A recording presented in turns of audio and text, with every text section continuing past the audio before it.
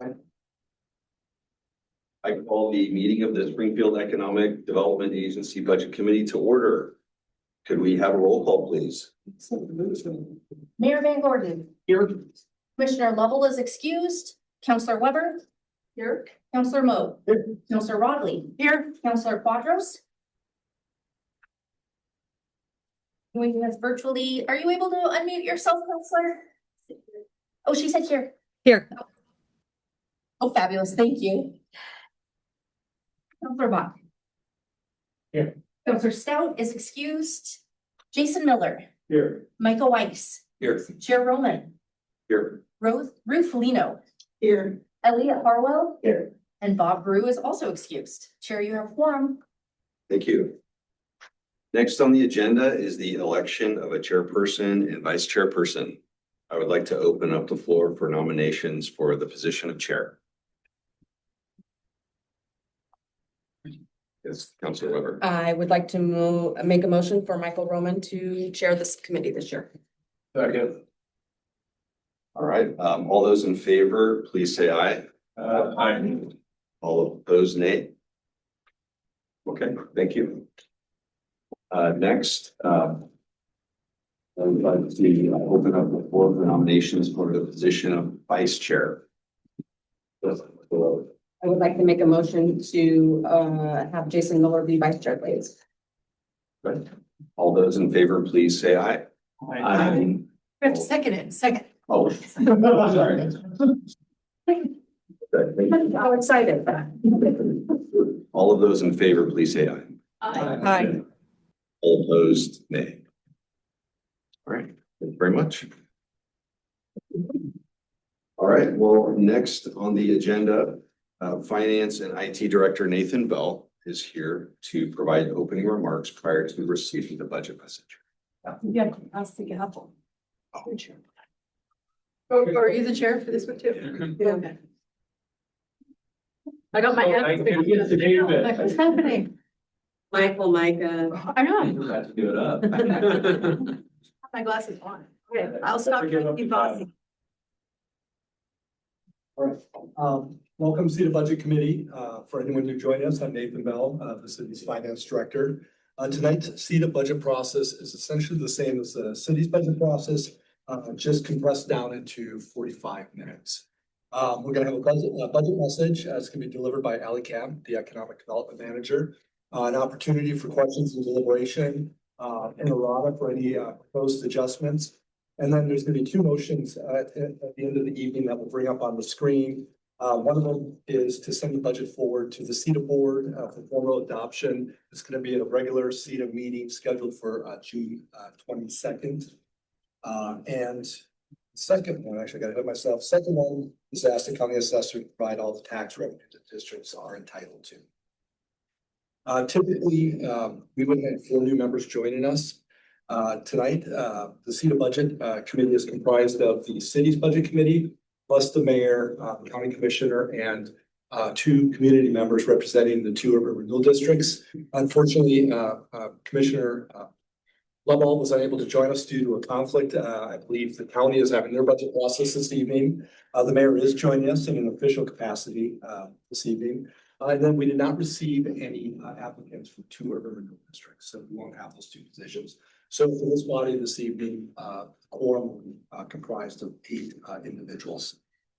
With that, I don't have much of a speaking role, so I'm going to turn it over to Ali Camp. Thank you, Nathan.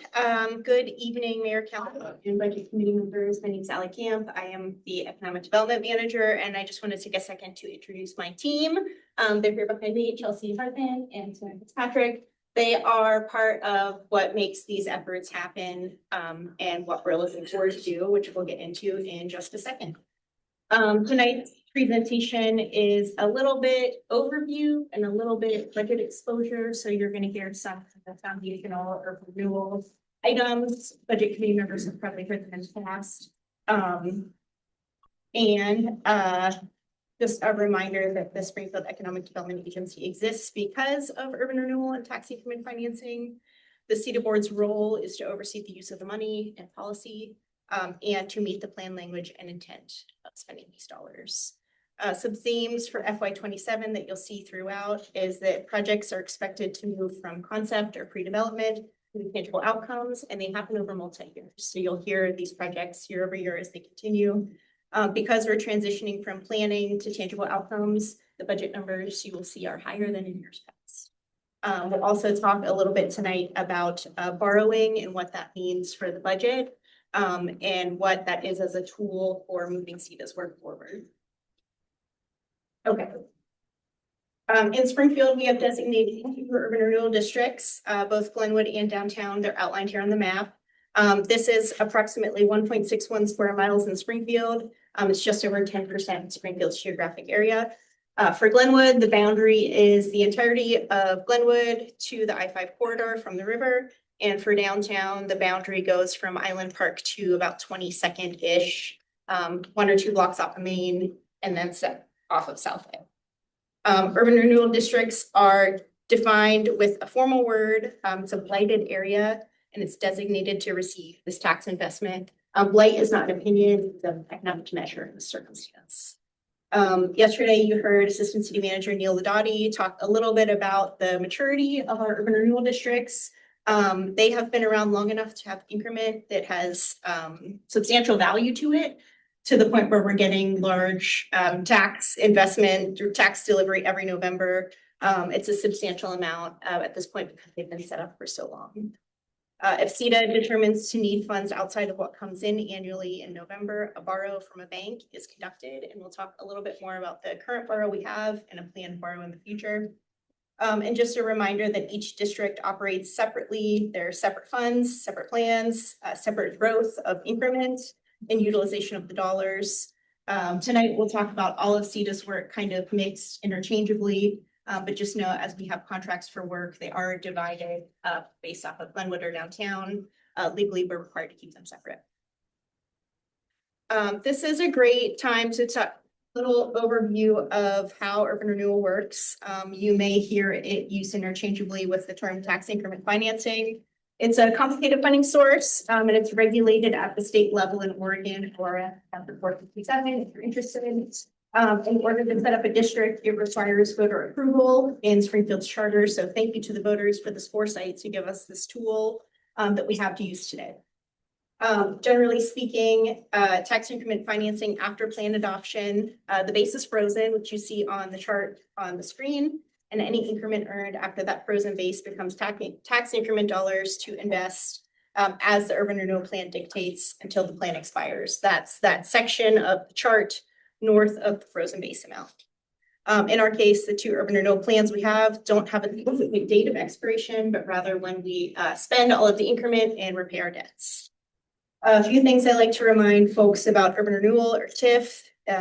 One is the most important. It is not a new tax. It is a reallocation of the existing tax base. If we look at this chart kind of as a whole, all we're doing is slicing the pie differently. We're not adding more pies. Analogy works better for the first part of it than the second part. And then the second really valuable thing about urban renewal is one of the most important parts of it is time. As time passes, increment increases.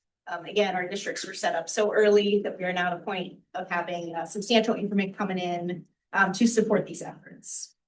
The point of urban renewal is to use these increment dollars according to the voter approved plan to grow the property tax base. Oh, I meant to click.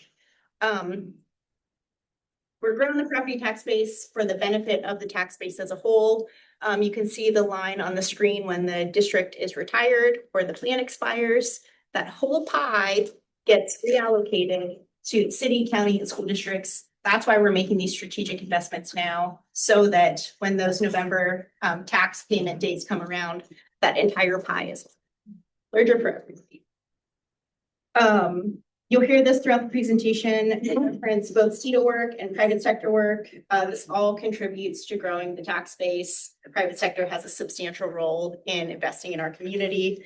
And by supporting private investments, it allows CEDA to leverage its funds more for greater. This is, that's that arrow. We want to keep going up. These are our urban renewal plan goals, and it's just another point of review for folks in the room. Both downtown and Glenwood have the same goals.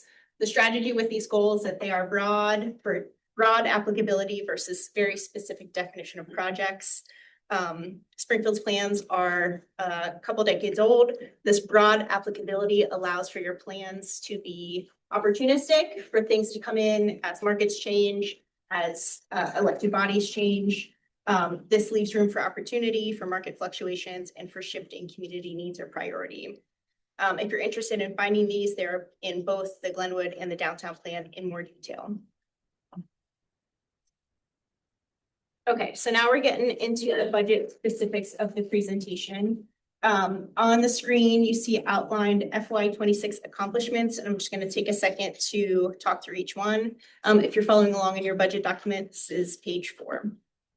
The first one is the Glenwood Riverfront Master Planning effort. The master planning team from Rao Brokaw Architects and Walker Macy Landscape Architects continues to check off milestones towards the entitlement of the concept in Glenwood. We'll hear a little bit more about that when we get to FY27. But as a reminder, this is a roughly 22-acre area of land that we are moving forward through the entitlement stages for a public-private investment project. At the end of FY25 and FY26, accomplishments include annexation approval, acquisition of donated land from Lane County, approval of land use code amendments needed for flexibility on the project, a hosted community meeting with an estimated 150 to 200 attendees, and a preliminary master plan application being prepared. All of these elements move the larger project forward. The next accomplishment that I'd like to touch on is the delegation of the Obie Companies project to the CETA board. Obie Companies is interested in a piece of property downtown, 538 Main Street. This is a city-owned property. In FY26, the city council delegated the project negotiations to the CETA board due to the nature of the work being development focused. The project MOU with Obie Companies will terminate in FY26, and the next step for the board for that project will be consideration of a binding agreement. The third accomplishment I'd like to touch base on is Lane County Farmers Market presence in downtown. The board and city entered an MOU with Lane County Farmers Market to host a market in downtown Springfield for 3 years. The MOU includes subsidy and space from CETA to assist in ensuring the success of the market with 3 years of subsidy. We've received permit documents from Lane County Farmers Market currently under review. They anticipate a first market in June. Finally, and these go with the photos on your screen, the sale of 2 CETA-owned properties at the end of FY25 and beginning of FY26. The CETA board sold 2 separate pieces of property. The first was the former Tom's Tavern Tavern site in Glenwood. It was acquired for property for support of the Franklin Boulevard improvements, which have been completed now for a couple of years. The second, which you see on the screen, the Memorial Building downtown, which did not have a defined use. Both sales bring the properties back onto the tax rolls immediately and allow the private sector to drive future investment here. What you see on the screen is the Memorial Building bid painting. If you haven't been by yet, the new owners are being great stewards of the site. And then the last item I want to touch on is the partial repayment of the CETA SDC program. I'd like to highlight this for the budget committee to demonstrate that this program continues to be utilized, and the agreements that the board made a couple of years ago for adding structure to the program continue to be implemented.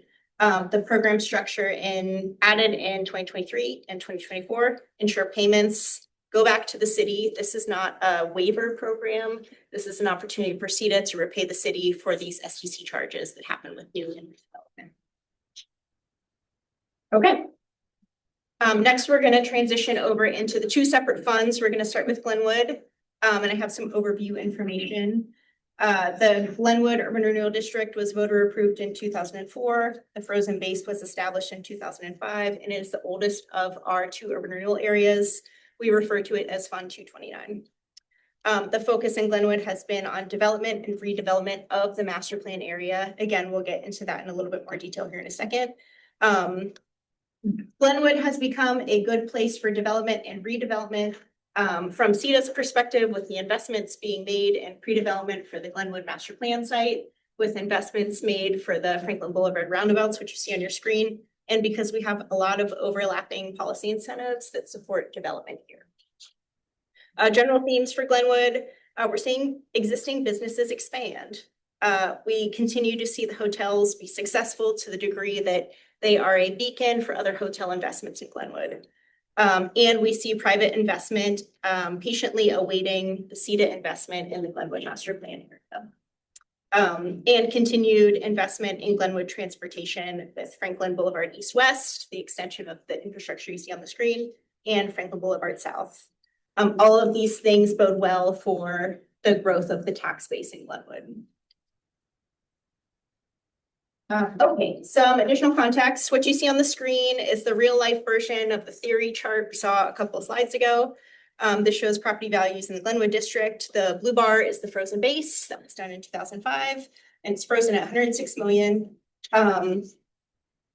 Over time, we've seen general positive growth with small dips in properties that have had value lessened or taken down, and small growth in properties where the enterprise zone program has allowed for investments to come back on the tax rolls.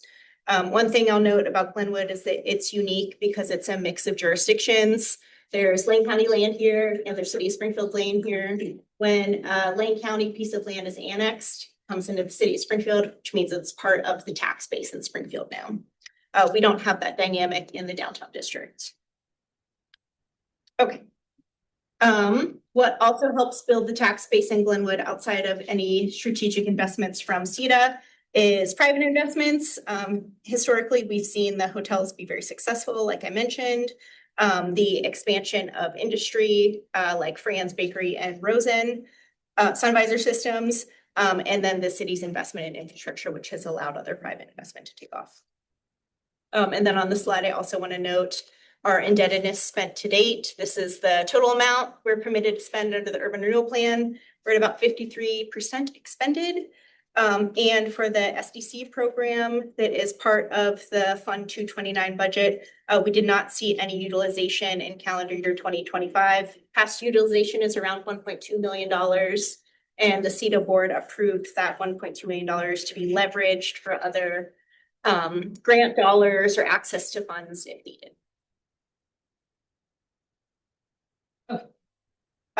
For FY27 initiatives, if you're following along, that's page 5 in your document. The big initiative here is to continue the Glenwood Riverfront redevelopment project. The Glenwood work is evolving, like I mentioned, outside of the planning step into the implementation step. In FY27, anticipated needs are project management and infrastructure contracting for things like planning, design, and engineering. This is moving the effort from planning to project delivery, and it is dependent on land use approvals, which we hope to have in the next couple of months.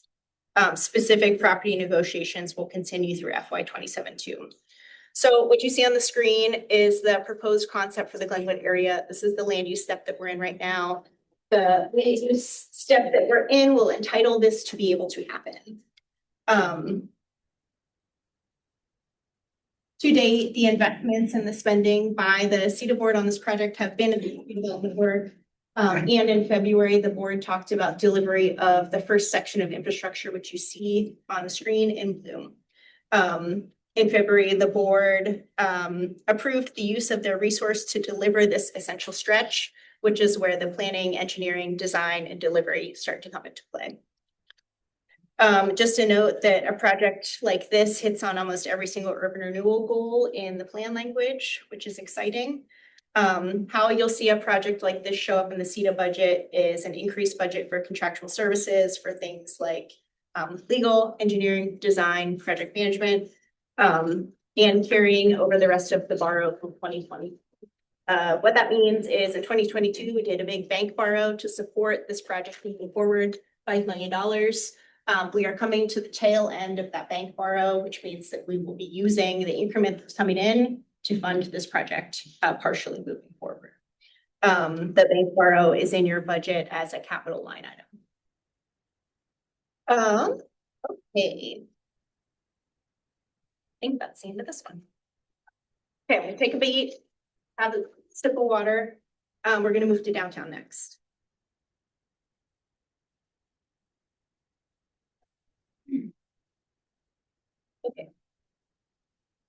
A brief overview of downtown. It is roughly 618 acres. It was approved by the voters in 2007 with the base frozen in 2008. And we refer to it as Fund 230. The focus in downtown has been on development and redevelopment as well. Like Glenwood, the incentives available and the investment from CETA make it a good place for investing in building new things. Those overlapping policy incentives, a lot happening in both districts. General themes for downtown include new and expanding businesses of all types. Private development interest remains strong, even though market conditions are still a little unknown, and positive public sentiment continues for downtown. Some little known things that you might not realize that CETA captures under its umbrella. The open banner program. So when you're walking on the sidewalk, you see an open banner. That's part of CETA's work. Our downtown trash can program to make sure that they are emptied on a regular basis. The catenary and decorative lighting options we have downtown. And then bike racks are also available to businesses at request if needed, courtesy of CETA. Again, this is the theory slide and practice. The red bar at the bottom shows the frozen base and the growth over time. Overall, like Glenwood, general positive growth, slightly steeper growth curve in downtown. And we see those fluctuations due to enterprise zone applications coming back on the roll. That's a tax exemption program. For maximum indebtedness, we spent about 23% of that. Just like in Glenwood, what helps to build the tax base is investments from the private sector. These investments can come in the form of building housing, expanding businesses, adding more employees to your business. Some examples of those you'll see on the screen. And then this is an opportunity for me to note the SDC program used for calendar year 25 for downtown. We saw a little over $17,800 used for the SDC program downtown. Additionally, the board reviewed 2 higher expenses for SDC program downtown, both Roseborough's expansion and the planned housing at 525 Mill Street. Sorry, could you explain SDC? Yes, I'm so sorry. SDC is an acronym for Systems Development Charges, and those charges apply to people that are redeveloping or building new storefront. Those charges added to properties that increase the capacity of the system. Yeah, thanks for asking. So those 2 bigger SDC amounts for Roseborough's planned expansion and 525 Mill Street, those are indicated in your program expense line item. It's extra, almost $550,000. Planned for future payment at a future date, put in the budget this year. I'll note on the reason why in a second. Okay. Moving on to FY27 initiatives. If you're following along in your budget document, that's on page 5. The bulk of the discussion today is going to be for the item called debt issuance for downtown. This is related to the northernmost orange square you see on the screen. That's 538 Main Street, current parking lot. In the current MOU we have with developer OB companies, it is anticipated that they will make a loan request of CETA to help make their project successful. I put a placeholder in your budget document for $8 million to support that request. It's in there as a separate line item, capital expense. And we have included contractual services to accommodate the borrowing cost of that potential loan. Because we know about it now, it's budgeted for, and any sort of funds to be exchanged will require budget approval and future binding agreements. So even though it's in the budget, does not mean it's going to happen. CETA has, earlier in the presentation and in Glenwood, we discussed borrowings. The size of this investment will warrant a borrow because we don't have this much cash on hand. CETA has debt from the acquisition of the Buick building a couple years ago. In order to best position the agency for another potential borrow, your budget also includes proposing to pay off the debt of that building early. What you need to know about that is that there is a $20,000 prepayment penalty, and that is included in your budget as well. The interest required, the principal remaining and the $20,000 prepayment penalty. Okay, the next initiative for FY 27 is to continue implementation of a downtown property strategy. This overall strategy takes continued investment on property management, development consultants, financial consultants, and potential experts in unique areas like parking or design. CETA owns a lot of sites that require care over time. And we may need experts for any sort of strategy or preparation for these sites and their future selves. Also on the screen, you'll see the CETA board priority site in the lower orange square. This is 437 Main Street, former site of the US Bank building. Just a note on the property strategy. In April, the board approved an ENA exclusive negotiating agreement with OB companies for due diligence and project scoping on this site. The budget's also reflective of any sort of services needed to continue to support their interest on this property. Okay. In addition to the property strategy elements with regards to what happens in the future, there's a consideration for what happens in the now in the budget. Right now, the board owns 5 different buildings at all various stages of care. If those buildings need any sort of emergency maintenance or have deferred maintenance on them, your budget's reflective of a wage. Okay, I think this wraps up the conversation for downtown. We're almost to the end. The last slide I have is for future 3-year considerations. Okay. The next 3 years should be exciting for the CETA board, the council, and the budget committee. For future year considerations, the first one is delivering the Glenwood Master Plan area project. Staff are thinking ahead to minimize time between major project steps with the land use entitlement work underway and direction to begin to consider infrastructure and property exchanges. The groundwork is being laid for site work and delivery of key physical improvements that phase 1 is on the screen. The next consideration is supporting downtown private property investments. Private property owners have expressed interest in making substantial investments downtown for commercial, housing, hospitality, and industrial expansion. These projects are anticipated to utilize CETA's SDC payment program and may request additional partnerships from CETA, as we've seen from the existing project downtown with OB companies. Another consideration is to continue serving employment land along Franklin Boulevard and McVeigh Boulevard. This site is on the southern end of Glenwood. It's one of the largest vacant employment sites we have in our community. It's about 40 acres, and it has adjacent infrastructure at the ready. When we think about building the tax increment, a vacant site is the ripest way to do that. With the continuation of design for Franklin 225 South, staff want to make sure that we keep coordination high with that property owner to make sure that they have what they need to make investments in that property over time. And then final 3-year consideration, managing development sites downtown. CETA has strategically developed its portfolio downtown. Some sites have been acquired for redevelopment, others offered for lease or for sale. These sites will need continued discussion at the board level and potential strategic investment to meet the outcomes of the board. It's going to be a busy 3 years and exciting. So just a summary of this kind of 3-year consideration bucket. These are a mix of CETA owned and initiated projects and private sector efforts. Private sector continues to be a really big part in CETA's work and making sure that that tax base grows over time. CETA's dollars go further when partnered with a partner. And then we've reached the last slide. I think in my closing point, I'll just note that the work is evolving from technical and planning to implementation, which is a really exciting stage. They're multi-year projects, they're high-value projects, and they're projects that allow the tax base to grow with this strategic investment. Thank you. Thank you, Ellie, your team, for the presentation. The next item on the agenda is business from the audience.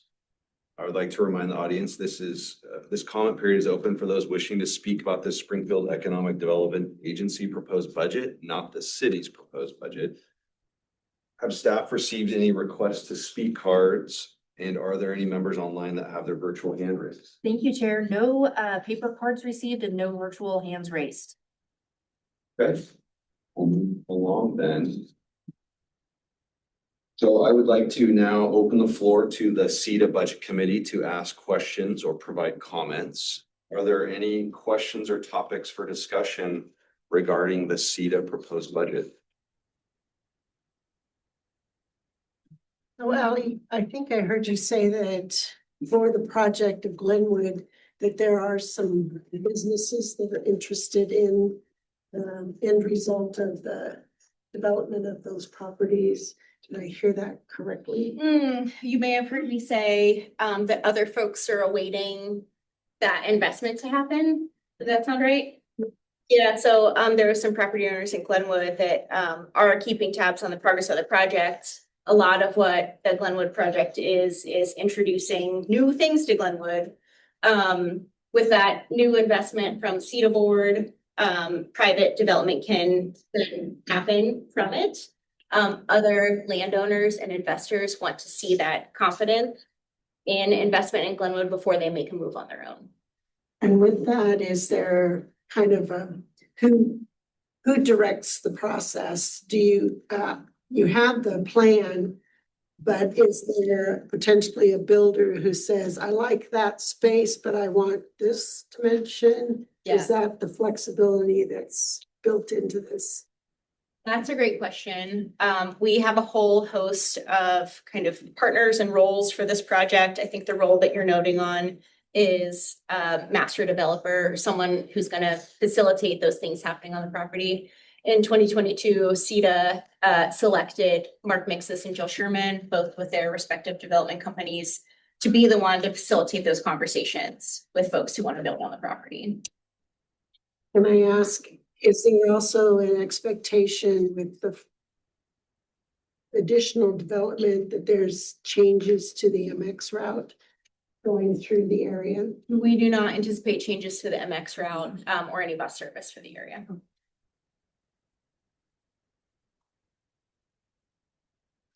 Hello. I've got several questions. So is it okay if I ask all my questions in sort of one go? All right. I'm brand new to the budget committee. So something I've got a question about is I understand a tax increment financing. I got that down. What taxes are going into creating that? Is it, I mean, I assume property tax, but what else? Oh, I can. So when that base is frozen, that taxing district could have the city, it could have the school district, Lama Lane, and the county. All the increment above that frozen base up to the point that you've hit your maximum indebtedness, 100% of it goes to the urban district. So we're getting the Lama Lane's portion and the county's portion, school district's portion. That's why you have to have a majority of the taxing district agencies ready to support and passing that urban renewal district to begin. And the actual taxed money, what is that being generated by? Property tax? So you could have a business and maybe when they're frozen base, their tax bill is around $100,000. If they expanded and grew their AV and their tax bill's 150, the 100 stays with the frozen base going to the taxing agencies, but everything above, so the $50,000 growth in their tax bill goes to, so it's existing properties. Just like if you're a homeowner, every year your tax bill's a little bit higher. So if you can imagine 1 year, it just freezes and all of the growth from that point forward goes to the urban renewal district. But if I'm understanding this correctly, the growth is limited by measures 5 and 50. Well, it is, except for the whole idea is that the blighted area that is underdeveloped. So it's not just the existing businesses, but you're going to have new development. And so that's how that base can grow faster than measure 5 and 50 puts the cap on existing tax base, new developments, new coming onto the homes. So that's how we can grow. Our average property tax growth for the city has been around 3.4%. That's a combination of the collar and new development within our community. Okay. And how does the new development get, I mean, because we don't reassess, right? So how does the new development create more We do, I mean, if, Okay. a new development goes in, the county will come out and they'll place a value, on the books. Okay. For that development. Of how it's changed, okay. And then I guess I have specific questions.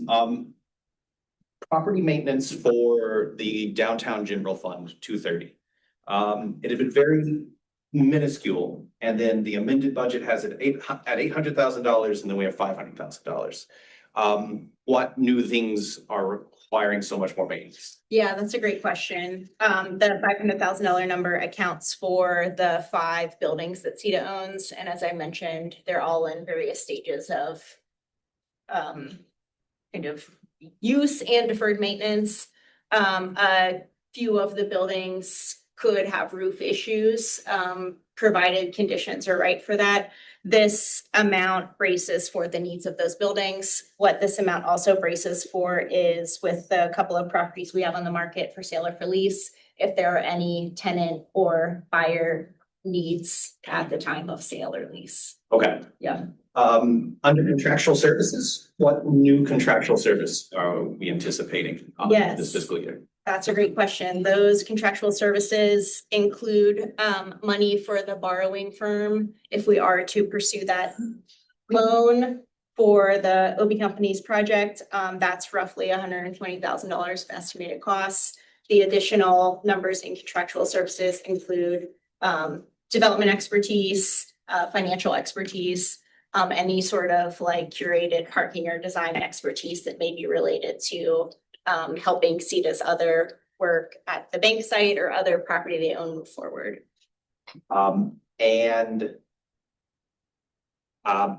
Lease income in Glenwood, it had been higher and then it dropped off. Right. Lease income.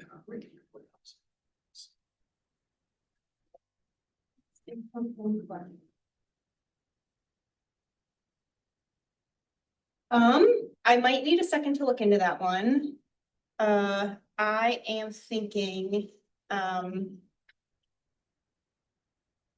gonna need to research that one. Okay. Yep. I'm so sorry. I just have, you talked about SDC payments, Yes. and that we're anticipating more SDC payments in this year, but we budgeted only $17,000. Yes, so the SDC program is, let me find that line item for you. Thank you for these questions. The SDC program operates on a calendar year. So Okay. that was from January to December. We do it on a calendar year despite being on a fiscal year budget, so we can pay it back faster. Okay, that makes sense.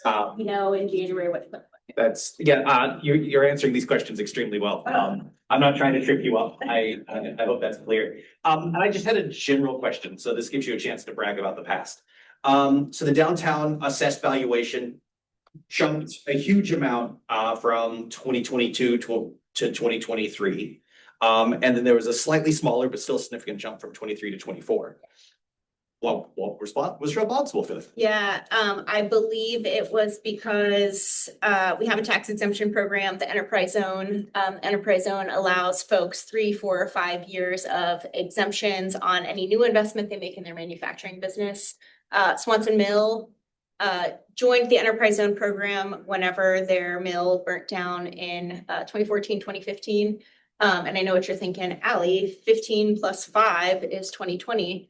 That in terms of years and when it should come back on the tax rolls, the enterprise zone program allows multiple investments and then they all get their 5-year time frame. What you're seeing is their investments, the biggest one in 22 come back on the roll, littler one come back on the roll in 23. Okay, cool. Thank you. Yeah.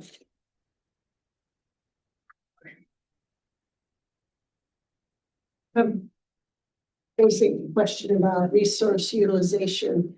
Is the work of CETA so specialized that using city resources for contract and financial and design work is not feasible?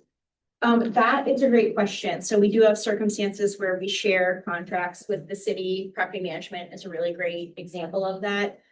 What is unique about Fund 229, 230 is that we have to be very diligent with how expenses if related to urban renewal, are paid for. So every contract that's shared with the city, those expenses need to be doled out specifically to either Glenwood or downtown. If it's mixed with the city, it just is a little bit harder to do so. I think to shorten my answer, the money needs to be kept separate from general fund money. And the city's processing and tracking isn't capable of. We are, yep. We do actually finance, districts. When it comes to anything that we contract out, we look at this as, is this something we can do more expensively in-house? Or is this something that the public sector, private sector, I'm sorry, tends to do better and more inexpensively? So that's the whole thing. But we are actually producing the budget, the financial reports, everything in-house for the urban.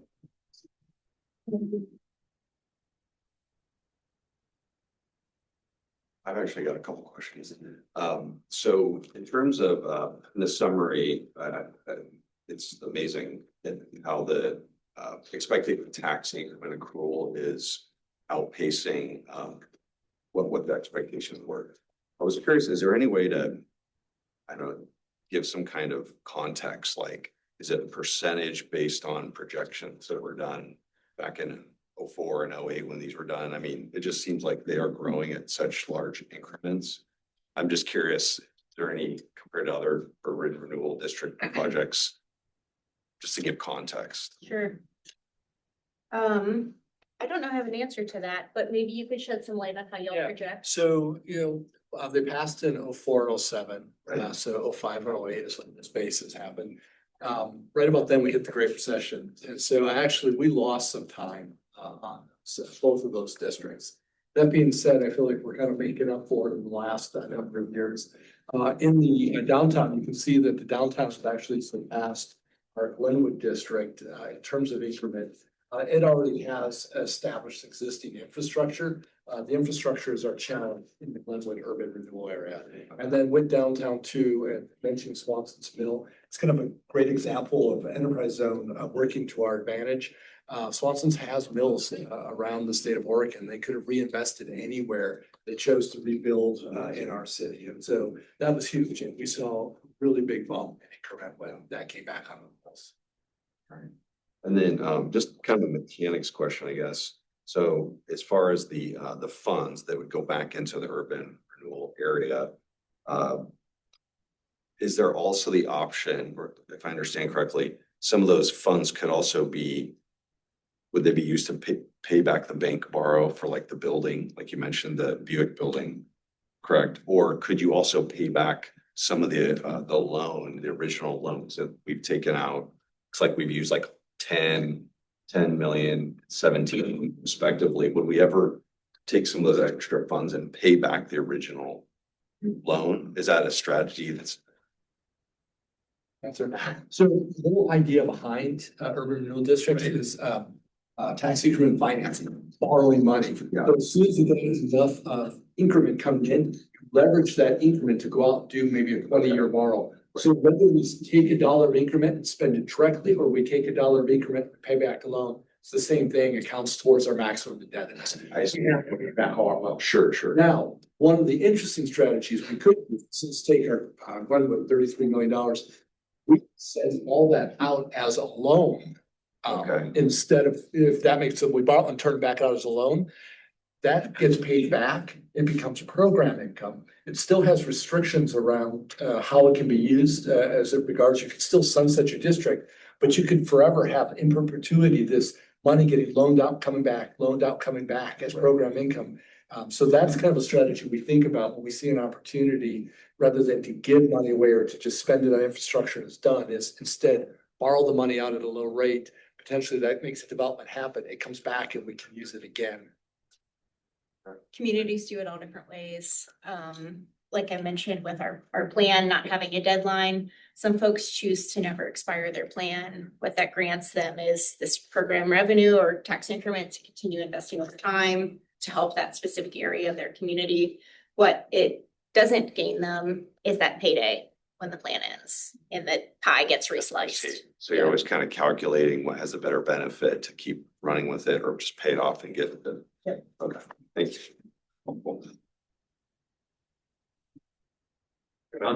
On that last part, so you're saying that if you continue that reloaning it, it doesn't, the district doesn't sunset and the tax revenue doesn't come back to the city as long as you're continuing to re-loan it? It does sunset still, because It once does you've still, got that, you can send it out as a $33 million Yeah. loan, you hit your maximum indebtedness, it Right. sunsets.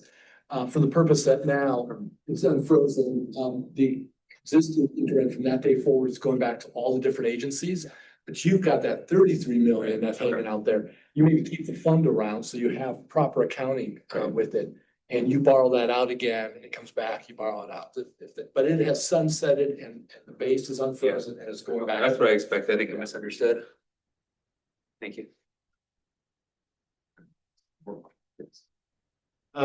Slightly out of bounds here, I apologize. Is there a discussion or consideration of future seeded districts? I know that we've shown a lot of success in the two that we have. I mean, the program is proving itself, and so I'm just curious if there's discussions about, where might be other places in Springfield where we might be able to see that same benefit. Yeah, I think past budget documents have indicated, economic development, dollars set aside to start studying that work. Absolutely, and I think it would be a discussion for the council and the board. I think urban renewal districts are like trees. The best day to plant one was yesterday. The next best day to do it is today, because of the time they take to mature to be valuable. So yes, it's on our radar.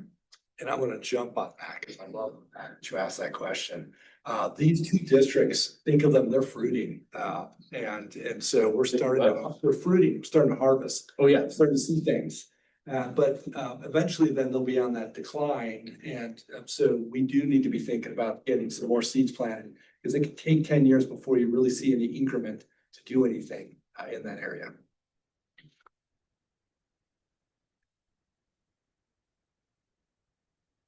Quick one, you mentioned that the average tax base growth is 3.4%. Do you know what that number is for the districts?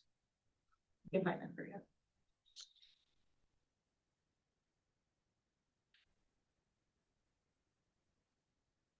Two more questions for me. The sale of the Cedar property, where did that money go on the books? Great question.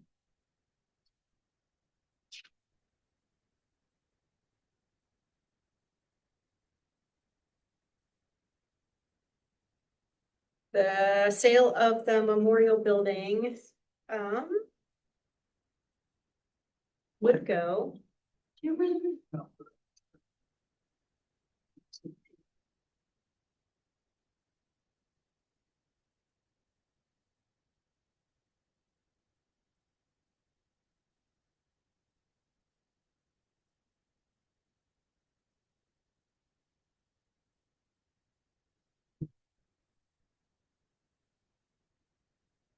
Yeah. We have to get back to that. Okay. And then to return to an earlier question, so if you do the math on the current taxes that are coming in for the different districts, it's increasing by 2.7% a year based on the numbers here. Is that to be expected? Which is to say, if the valuation of our, I know our cool graph here says that the assessed value is going up. And I would think that if the assessed value was going up and the difference of the taxes was coming back into the special district, it would be increasing at a faster rate than just the flat 2.7%. Yeah, we'll have to dig into that. That's good money. Okay. That's all right. Thank you. Yeah. Good. Okay. Thank you. Any more questions? Okay. All right, well, at this time, I would like to open up the floor for a motion to approve the FY 27. Actually, so this thing we're gonna do is we're gonna bring up a spreadsheet. Oh, okay. And we are going to entertain any proposed adjustments. So as a member of the seat budget committee, any one of you can make a proposed adjustment. We need to, if we wanted to add something to the budget, you would need to identify where the revenue would be coming from. Any motion is going to need a second for there to be a conversation, and then a subsequent vote where you're going to need 8 positive votes to get the adjustment on there. So with that, I'll turn it over to you to see if there are any motions. Are there any motions to the FY 27 CETA proposed budget? I see no motion. Councilman Quadras? No. Okay. All right, then I would like to open up the floor for a motion to approve the FY 27 proposed Springfield Economic Development Agency budget. We're going to bring up those motions so you know what to say.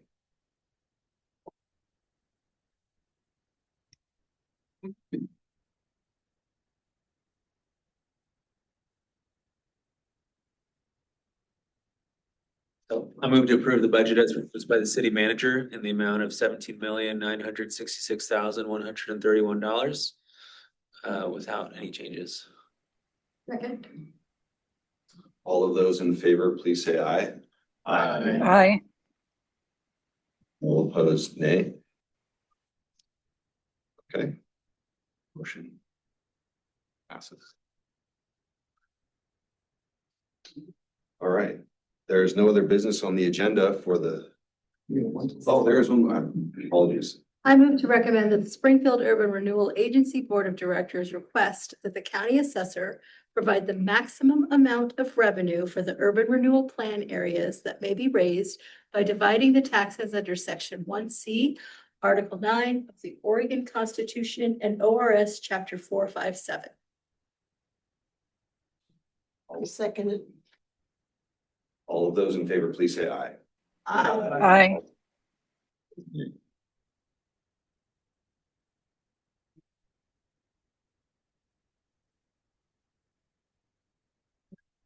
Great. All right.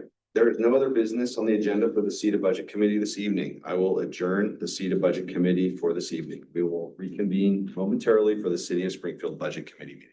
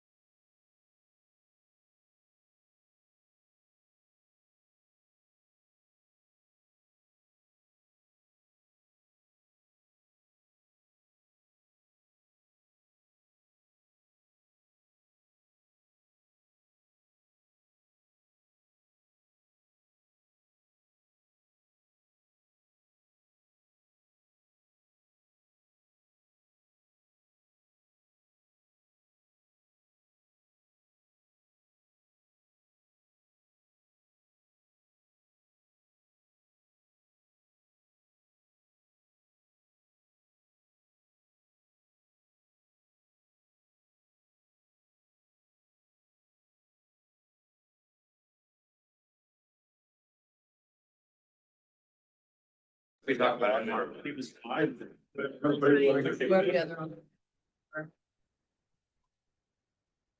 evening, everyone. I call the meeting of the Springfield Budget Committee to order. Could we have a roll call, please? Absolutely. Counselor Weber. Here. Counselor Mo. Here. Counselor Rodley. Here. Counselor Quadros. Here. Counselor Buck. Here. Counselor Stout is excused. Jason Miller. Here. Michael White. Here. Chair Roman. Here. Ruth Vito. Here. Elliot Harwell. Here. Bob Brew is excused. Chair, you have a quorum. Thank you very much. I would like to open up the floor to the committee to ask questions or proposed topics for discussion on the proposed budget. So we'll open up questions, and as each department head comes, if we can consolidate and ask them while they're sitting up here up front. So go ahead and open it up for questions. Is there any department that people want to talk about first?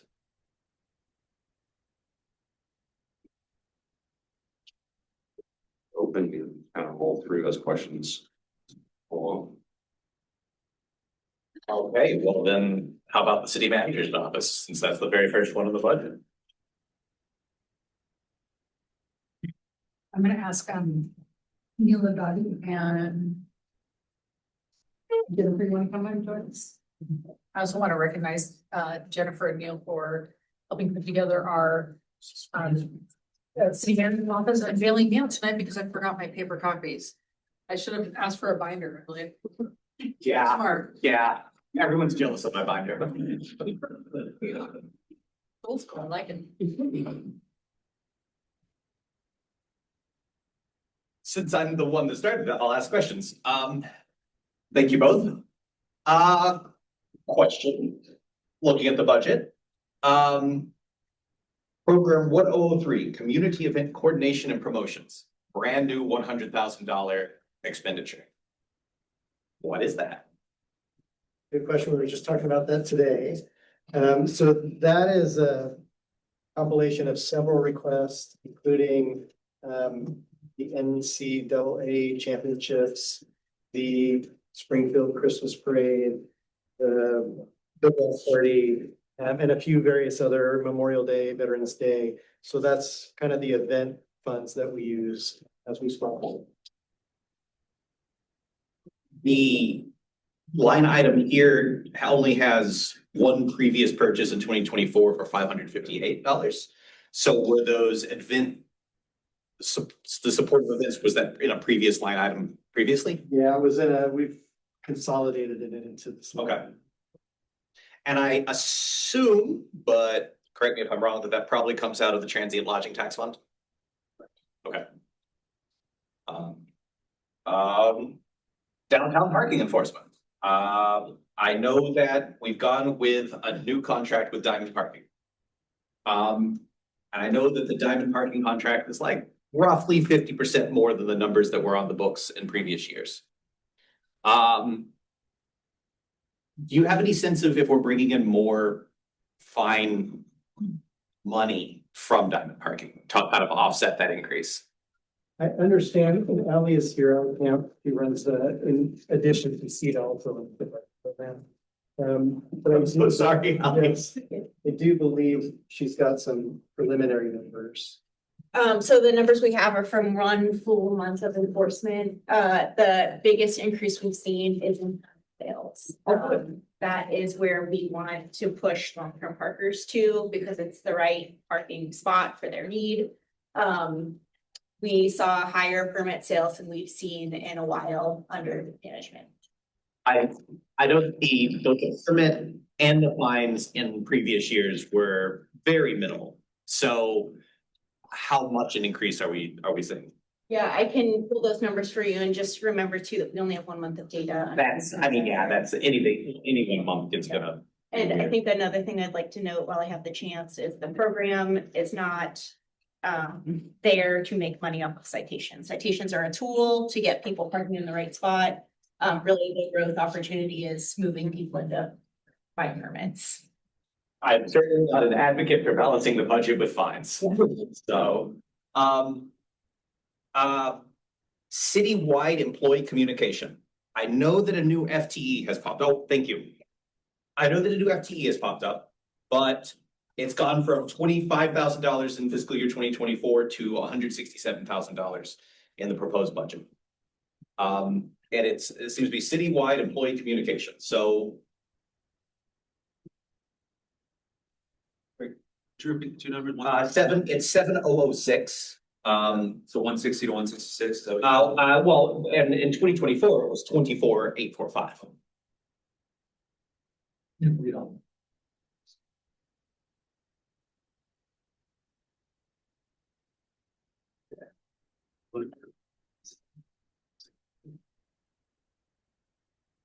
Point of clarification, Elliot, it's not a new position, it's so. I don't. Not additive, but- It's not added, I know that, but it wasn't fulfilled in previous years, it looks like. Yeah. So that's, Yeah. so I was just, was it one that had been empty and is now filled? Correct. Okay. You can use. Um, So if, I was just, before they start answering that, so one of the interesting things here, and this is something I go around and work with departments, is we have a lot of departments in the past that will chase their budget. And what I mean is, they've got a budget that just gets copied over from the previous year, and it's been copied over for years and years and years. I'm always telling folks that don't chase your budget, put things where they belong.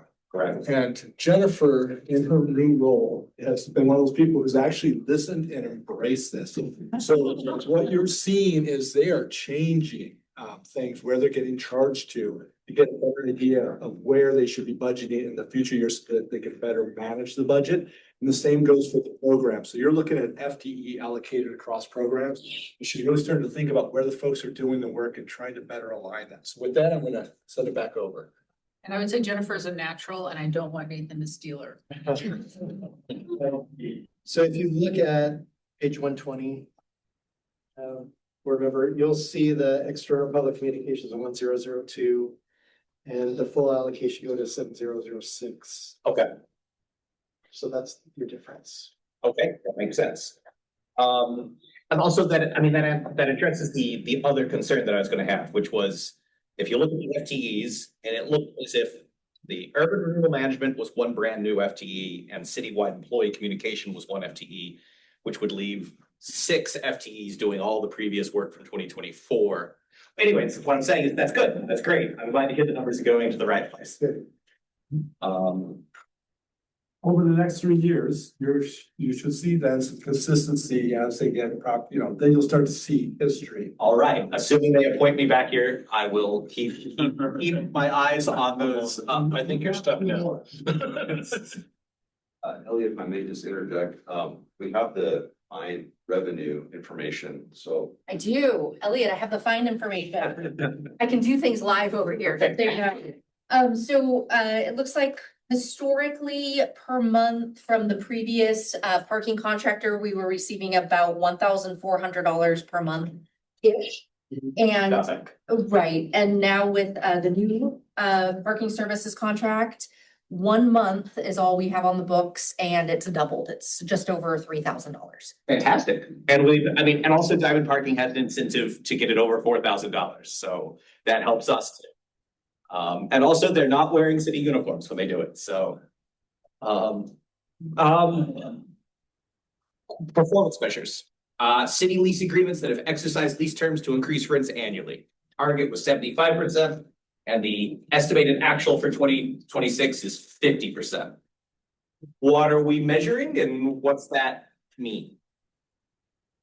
I'm gonna look to Ally Camp because in addition to CETA and parking, it also does lease agreement for us. I'm very concerned, Ally, that I'm going to find out you alone run the government. And a note on the Diamond contract, their incentive fee does not apply to citation. That's so good. That's a smart thing to negotiate. Elliot, I think that's one thing that we're learning is Diamond Parking has some sort of reputation if they're working in areas where people are using that tool to raise revenue. And as Ally mentioned, we're not trying to raise revenue as much as we're trying to have a great experience downtown and sell parking permits. So we're less pushing them to raise that revenue. We're pushing them to help people have a good experience when they're in the downtown. So was the idea then for the master fee schedule, the parking fines are gonna try to stay flat? That's up to the council. That's up to the council, okay. For lease agreements, this is primarily focused on the Booth Kelly facility. It's where the bulk of the city's lease agreements are, minus city building and Onewood. What this is measuring is when leases have been updated. Our tenants are all on a variety of like 1 to 5 year type contracts that expire at different times. So this number is reflective of who's been updated based off of the current lease that they have and when it needs to be renewed. Something that I'd like to note in case it's of interest to the budget committee is this year, we've asked Campbell Commercial to increase rents by 3% for all Booth Kelly lessors. This is not necessarily changing their lease. This is exercising a term in their existing lease. And I think that measure captures something that this does. You anticipated a question that I was going to have with the Booth Kelly Fund, so good job. Can I real quick, it's based off of when leases expire and we know when leases expire, what would be driving not hitting that target? Well, they don't expire, they roll into month to month. Some tenants need the 1 year in the lease template certainty for business matters. These 11 are when we take the chance or at tenant requests to update their lease to a solid 1 year term. So those 5% are in month to month, most likely. The remaining 50% are likely in month to month, yes. Thank you again. Is it the CMO's responsibility to do maintenance and inspection of the murals? Yeah, the murals are, the city-owned murals are part of the city manager's office art program that the council approved. So those are the larger murals, Kesey, the Welcome, the Simpsons, and so they're on a pretty strict schedule for maintenance and protecting and graffiti abatement. And I assume that there's, I'm forgetting the term, that there's some sort of understanding agreement with like, the owners of said properties, this, Yeah. like. Each building that houses a city-owned mural has either a 5, 10, or 15-year agreement with the city to make sure that if changes happen to the building, we protect the community's asset, which is the mural. Cool. Does the city plan to make more or incorporate more, or how does those decisions get made? I know that's kind of a weird question to ask, but. So the council over the years, and I would say about 15 years, been really progressive using art to bring people downtown into other areas of the city. And so we go to the council about every 5 years with proposals for new murals. Sometimes it's rather quick, like the Welcome to Springfield mural or other city minutes. And so we'll be coming to them shortly. We have a couple of projects that we're finishing up last year that are in the budget currently. All right. I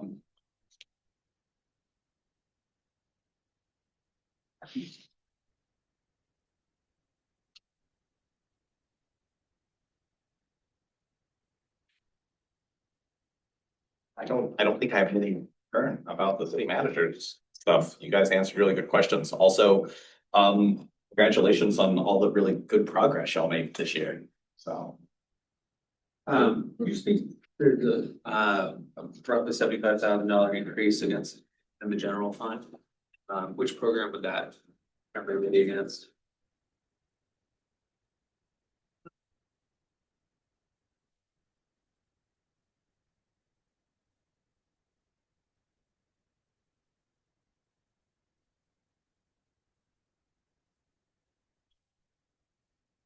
North City Manager Nancy can please present.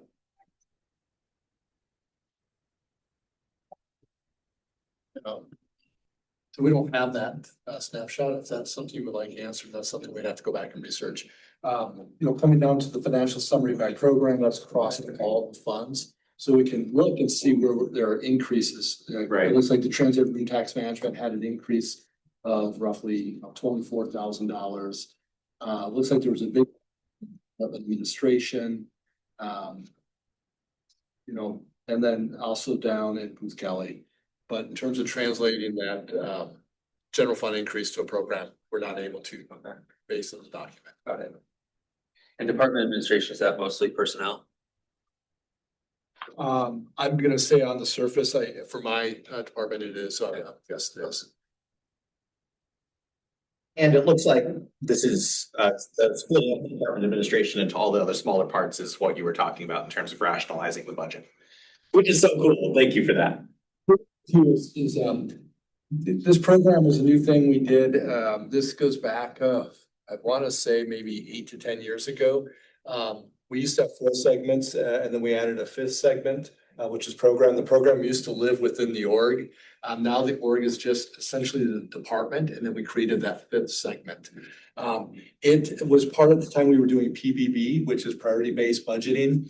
It took a lot of energy on the part of the staff and introduced a lot of complexity into our financial reports that I would say that we weren't getting the benefit from it. PBB is the idea is that you rank all of the services you provide, and then you have a fixed budget, and then you just start at the number 1 service and you resource it, and you just start walking down the line, and then when you run out of resources, everything that falls below that, you just stop doing that. However, all the stuff that fell below that, we're like, oh no, the council was like, we can't stop doing that. I think the lowest ranked thing we had was animal control, and I think there was a robust conversation. We have to do animal control. So TBB, when you're really lean to begin with, and so we found that it was just creating this extra workload without any benefit. So now we've got the legacy of these programs, and I'm gonna say I'm probably the most guilty of this, is that a lot of times, it gets budgeted in programs, but then when it's time to put a code on an invoice, I just like, oh, what program was that? 7,000. It's like, I've got other bigger things that I'm working on, and the programs that we create, we've been slowly consolidating and getting rid of programs. And I've been encouraging the same thing to other departments. You're not making management decisions when you keep this level of detail off of that level of detail, stop doing it. It's expensive. There's no point in it. So it's a slow process to get folks there. So some of those questions we may just not have answers for. Makes sense. Yeah.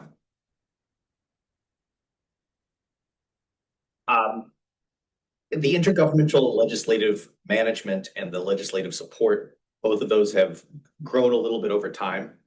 Does that reflect a greater commitment from Springfield to do legislative outreach and work, or is that also a component of research? Sheriff? I'll take that one. So we had, historically, that position was sort of bifurcated between doing, like the city manager's office budget, and then, some contract work, and then it was sort of a potpourri position that also included legislative. And it's just, it's kind of hard to, keep and retain people when it's so diverse like that. And so we really thought about, okay, what are the critical duties of that decision, that position, and where should our focus be more if we can have some more heightened internal capacity. So we sort of redid the position description to have it be more focused on the legislative aspect and remove some of the more contracting focuses to other areas and budget work to other parts of our department. So we're together, but we also realized that was a position that needed some clarity to it. So I'll add something here, and I think the emphasis on that type of position comes from in the last probably 5 to 7 years, the amount of work that goes into sort of managing, monitoring, keeping track of all the issues in Salem has grown substantially, as well as Washington, DC. And you see local governments across the state kind of start pointing back towards Salem to try to get a handle on all the different issues. I agree. I'm surprised to see it so low. Yeah, like that. No, that's really important. That number includes staffing and a couple of contracts, one with a lobby firm in DC that the city has been using for 35 years or so, and one in Salem. Okay. Just to try to keep up with everything that's smart.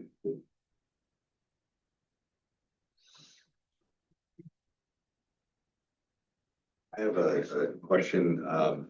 So we're on the funding side of things. So They will address it to you guys because it came up in a number of the different departmental reports of grants.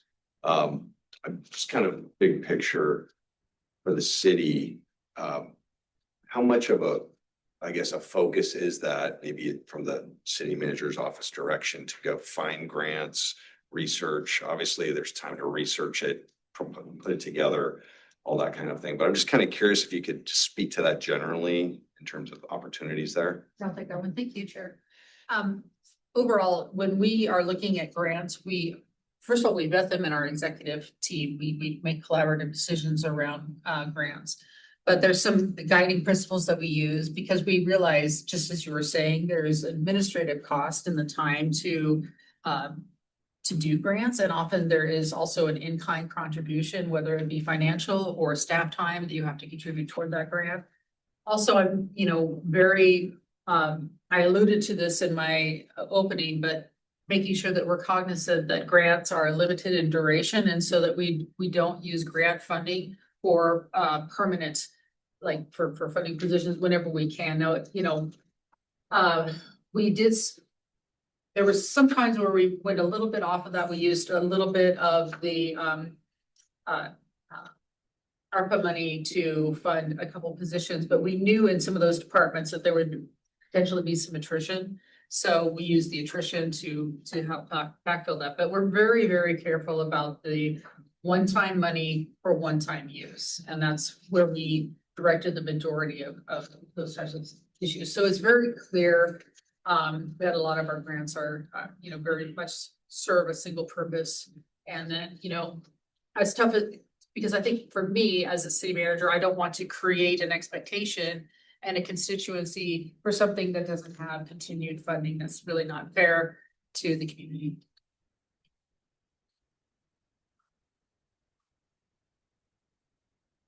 Any more questions for the city manager's office? Okay, thank you very much.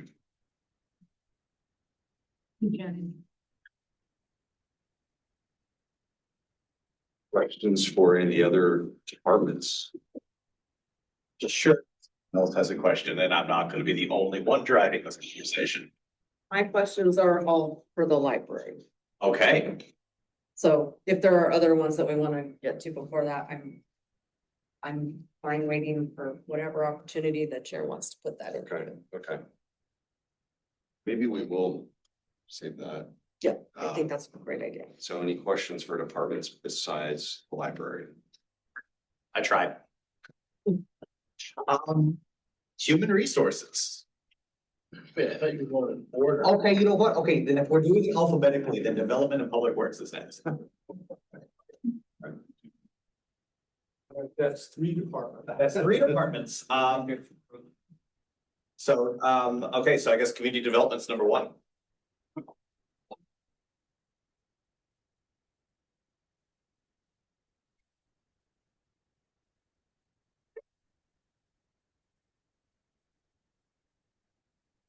Jeff, I already told you this privately, but I'll say it aloud for everyone else. I really liked your presentation.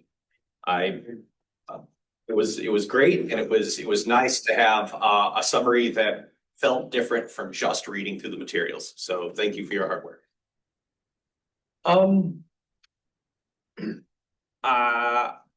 the things I would have to say about those scary things that development public works is facing involve curse words, so I won't say those. Suffice to say, reading through the budget, it seems extremely dire. It seems as if you are managing unfunded state mandates to the best of your ability, but have less and less resources to devote towards being proactive about problems facing the city that aren't related to this, state mandates. Is that a fair summary? That is correct. Yeah, much like I iterated yesterday, and probably within the materials in the video, but yeah, we are able to maintain and manage those things that we have mandates or requirements to get done, but anything that's additional, we really have to be careful about how we program those. One of the things that was brought up on sort of the deferred capital maintenance. For my own edification, what is the difference between deferred capital maintenance and deferred long-term maintenance? There was divided into 2 categories. in the presentation yesterday? It's a great question. I'd have to, in which presentation? In Nathan's It presentation? was more the ongoing annual maintenance. Okay. Versus Yeah. long-term. I didn't know if there was like, if there's like a definitional difference between capital and long-term or. I think, you know, and this is probably stealing a little bit from operations, but some of it does lead into capital. But the one thing is when we're not able to get to put it in like a street perspective, which everybody can see, because right there on the surface, but when operations isn't able to get to potholes regularly, when they come up during the annually, when they're not able to get to the crack filling or something, that annual maintenance that we're not budgeting for, we're not adequately getting to all of the system, will then tend to lead into deterioration of the system, which then will create a long-term capital need that is more expensive, and that's where you see that long-term capital deferred maintenance. So things like streets, when you're driving them, Milton was one of those where it finally got to the point where it gone so far that there was nothing we could do to it except dig it up and replace the whole thing. And that's what we tried to avoid, and that's what we would like to be able to budget for to avoid those kinds of projects. What is the breakdown? But so my understanding is that community development is focused, how to put this? Maintenance of the streets is operational. Correct. And then what part of the streets falls under community development? So we have engineering and design. So any of the new streets, you see developers come in, they have public improvement projects that flows through community development and engineering. So we're reviewing those. We set the construction standards, we set the development standards, that sort of thing. So that side of it, new infrastructure, anything that falls into capital and reconstruction, redesign, that comes in through community development. Okay. And even though we are like 3 departments, we work very closely with our other 2 partners and operations, especially on those types of projects. So we're lending assistance all the time on any of those kind of retrofits and rehab. Can I follow up on that? When I'm looking at a street that looks like it's starting to sink and it's cracking, is that also impacting the piping and sewer and everything underneath it? Because the presentation of repairs for the infrastructure that's decaying and breaking down, are they both causal? I mean, is one breaking down and then the surface up above is cracking, you know, or vice versa? This is cracking and breaking So up. simplistically, no, not necessarily. Most of our pipe work is deep enough that it's not affected if the street fails. However, we have had situations where failures in the pipe system have created street failures by creating sinkholes. And so, you know, it gets into each situation and what's the actual root cause of that situation. But what you're describing when you see a road sinking or something like that, we're having a subgrade issue. That subgrade issue could be a direct result of a failed pipe, or it could just be bad subgrade, bad original construction and design.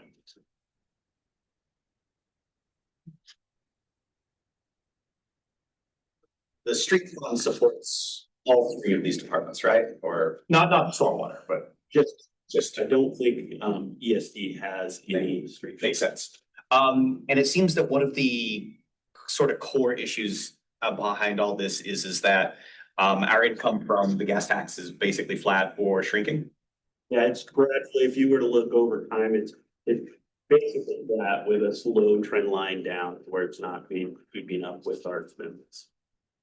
And I would assume that we anticipate this to grow worse with increased car electrification and what have you. That is one thing, with the way the state apportionment, they don't really account their registration fees are a little higher for electric vehicles, but there is no gas tax or miles driven that's mandated. There was a pilot, but I think that kind of has fizzled. It hasn't gone anywhere. Okay. There's a pilot actually in like 4 of the western states that Oregon was a part of, they're leading. My understanding is also that electric vehicles tend heavier than their gas using counterparts, and so they're Well, at least equivalent, but can be heavier for the size. Batteries are very heavy, so yeah, they create, so while they are potentially, as far as emissions, better for the environment, they do create the same wear and tear on the streets. Okay, okay.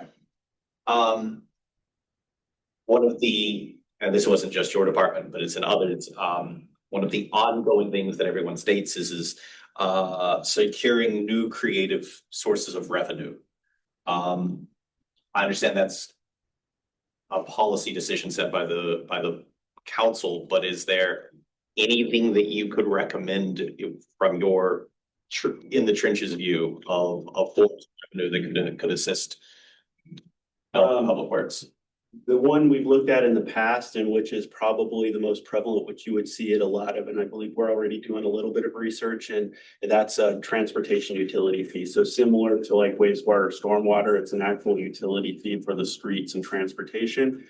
And I believe my staff has done a little bit of research, and there are now like over 40 cities who have some form of a transportation utility fee in Oregon. Yeah. Okay. Would that suffer from compression?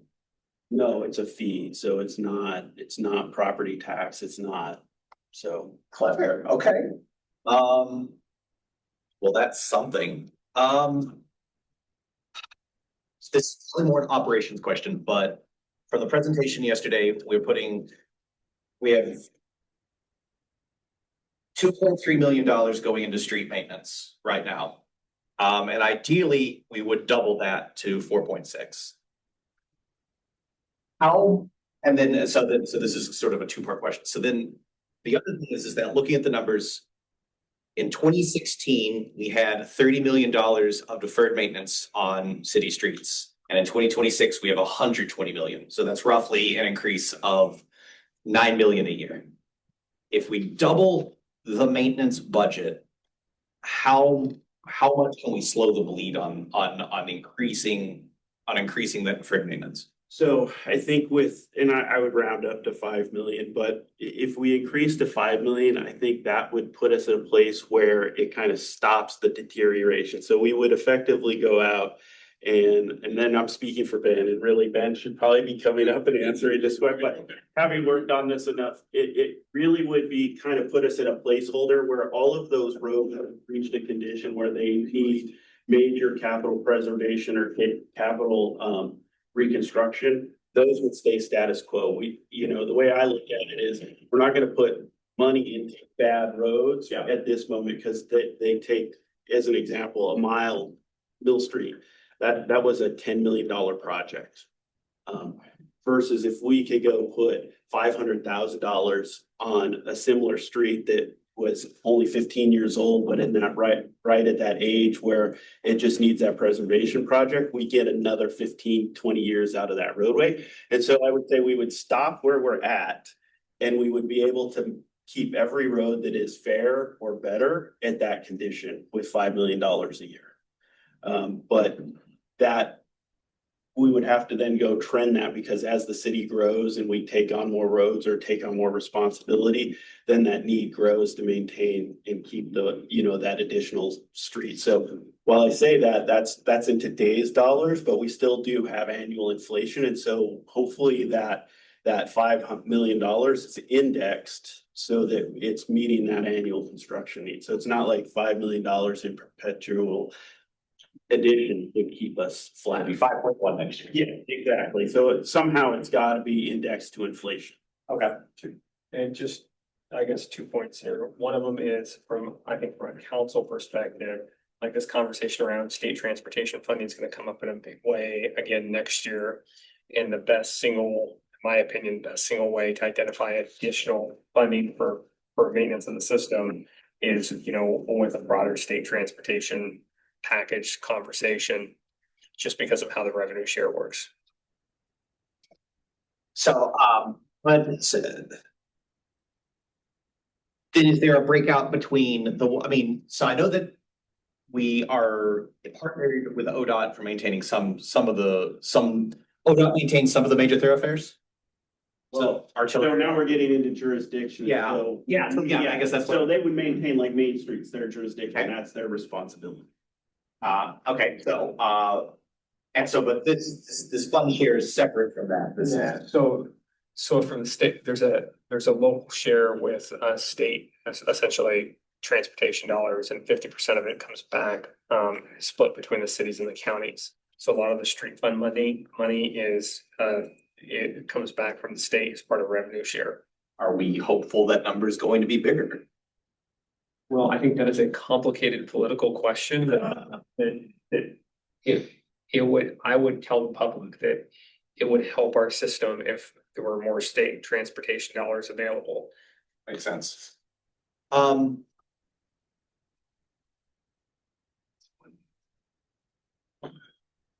Ben, I have a question for you, but I'll come back to it in just a moment. But so this is a general question, I guess. So on all the stuff that we were discussing about roads and streets, none of this is residential though, right? Like that's still excluded from all the numbers that we're talking about. So, correct. So in the last two bonds, the current bond that we're working on that we just started, our goal is our first bond was really to hit major commercial arterials and collectors.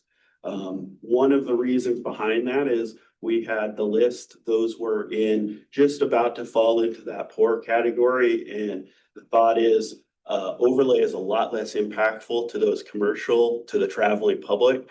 And so you think about if we had to do a Mill Street project, which took almost 2 years on Mohawk Boulevard, what that impact would be to those local businesses, not to mention the number, the actual trips per day, which is over 10,000. And so thinking about how many of the Springfield users and other users use those streets, our goal is really to maintain our arterials and collectors, because those are probably our highest dollar asset. But at that same time, we're not necessarily able to address all of the local streets. We were, with the 2017 House bill, with the influx of revenue, able to do some slurry seal work, but given where our revenue's at, that program, we're back at a place where we're not going to be able to continue that program on those. Then that's really a residential street activity. So even if doing the street maintenance doubling to 5 million theoretical, that still wouldn't be addressing the residential streets. I would say not to the level we need to. And this would probably something for, I think if it's how we would program that, we would still try and make sure that streets that are in a fair condition, stay in a fair condition, and that's residential as well. And that would be our main goal with any additional influx of revenue. Okay. Yeah, I'd like to add on to that too. I think that I can kind of speak to what we're doing now with the maintenance work, because we're just approaching summer. We have crews that are working to go out and crack seal our roads in preparation for a slurry project. A project that we had a goal of roughly 18 miles or so. We approached this new fiscal year realizing we're not going to have the funding for that, so we cut that in half, which is where leads us to a point of that's probably not going to carry forward in the future years.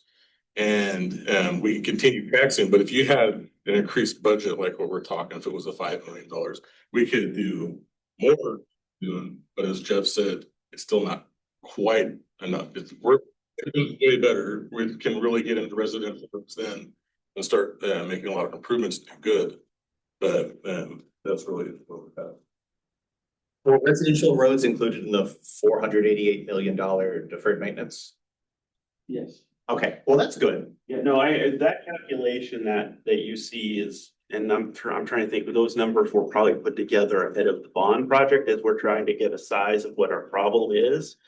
But yes, it includes, I would say at a very high planning level dollar, it includes residential streets. It's not like basically we get a road condition index number. And with that number, we can kind of determine based on classification what in that year, what that dollar impact is on what it would take to get it to a higher number.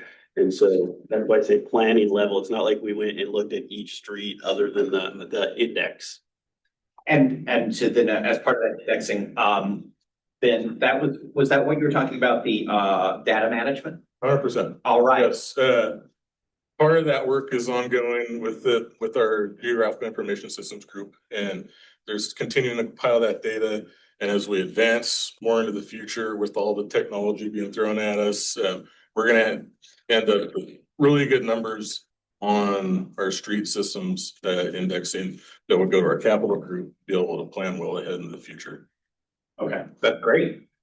Something else you mentioned in your project was a joint, like Lane County, Springfield slurry project? Yeah, so that's the one that contract has been awarded and, well, I think they would get a notice to proceed in July. So that is a project that is ongoing currently and be in the Douglas Gardens neighborhood. And, is this a pilot program? Have we done this before? Is this, what makes this unique? Are we splitting costs with the county? This came back out from it, splitting costs kind of, it was a cost reduction because we're able to team together. Fantastic. And now I'm speaking for Jeff, it's actually capital dollars that we use to do the slurry seal work.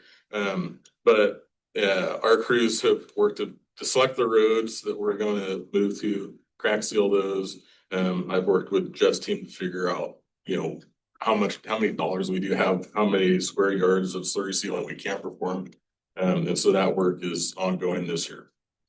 And I would say we've worked with the county quite a number of years because one, it's efficiency on the contractor because there's only a handful of slurry seal contractors. I think 3 is what there are in the general area and 2 of them are from out of state. And so it just works better because they travel all around. And so you get a better pricing. It's more efficient. And so you'll see the county will be doing roads in the urban fringe and it just makes it, we get better product and then managing the construction through them. So it's just worked out as a real beneficial program that we've been successful over the last few years. I think I'd add on to that too, that we're known, I think, wanting to do creative things and think outside the box. I think years ago, I think there was a neighborhood where they bought the material, they went around and it was kind of a deal that they would provide the material, we would provide the labor. So, you know, we're always looking for creative opportunities like that to address unmet needs. And those are typically on unimproved streets. So part of our policy with the council, and that was a program that Conlon, Brian, Ben's predecessor had worked out with the council because it used to be, we wouldn't do much of any work on unimproved streets. It was a requirement that they do an assessment project. So in essence, a local improvement district to bring the street up to urban standard. But that can be really costly. But in order to keep the asphalt slurry or asphalt surface that was there in decent shape, worked out a program that the residents could pay for the materials and then the operations crews would go out there, provide the labor and construct it. And they've been successful with a couple miles every year of folks. Yeah, and the couple of miles that we have been on from our budget that we have prepared for the last couple of years. And that's one that going into this next year, we're not going to complete those. Working with residents and trying to help for them pay for the materials part was great, but we've struggled to have that happen for the past 2 years because times are tight for a lot of people. And so you might have a handful that can help support that, but then the majority that can't. And so it's not really fair to go about it that way. So we have been successful the past few years on some unapproved road overlay programs. But I don't think we'll be going to that this year. The 69th Street where you guys turned it into concrete, have you seen like a good return on that? As far as savings because of all the heavy traffic? Yeah, so on the collectors and arterials like that, that's a bus route. That was one of my projects actually when I was an engineer. So I believe so. I mean, you can take the best example of return on investment. B Street out here was paved in concrete in 1997. So you look at what the condition of that roadway is in those years, that same asphalt street would have already required at least one overlay if we had the funds to do it. And if we hadn't, it would be approaching reconstruction. So you think of the age of that street at 30 years and you're looking, that's what the return on investment save on 42nd Street. And when we did that one, it was still the truck route. We didn't have Bob's Drop completed. And so I think you do see the value. It sometimes can cost a little more upfront. I can say 42nd Street didn't because when we finished that project, again, we were in a high oil price area. And so when I ran the life cycle cost, it was actually cheaper to do concrete at that point in time. So Just really interesting when you run the numbers, but definitely on collectors and arterials, concrete streets do pay for themselves over time. The other thing is when you do have to do repairs, it's typically a panel. So even if you go in and in a panel failed or something like that, you're tearing out a couple panels, it's, you're looking at $20,000 and you're back to the same surface. So instead of having to do the whole street. Could you explain then how 42nd to Hayden Bridge and Mercola should be the next place that we do? Because it seems like that is always just under construction. 42nd Street from Hayden Bridge to. Yeah, Hayden Bridge to 42nd on Mercola. Oh, okay. Yeah, the north section.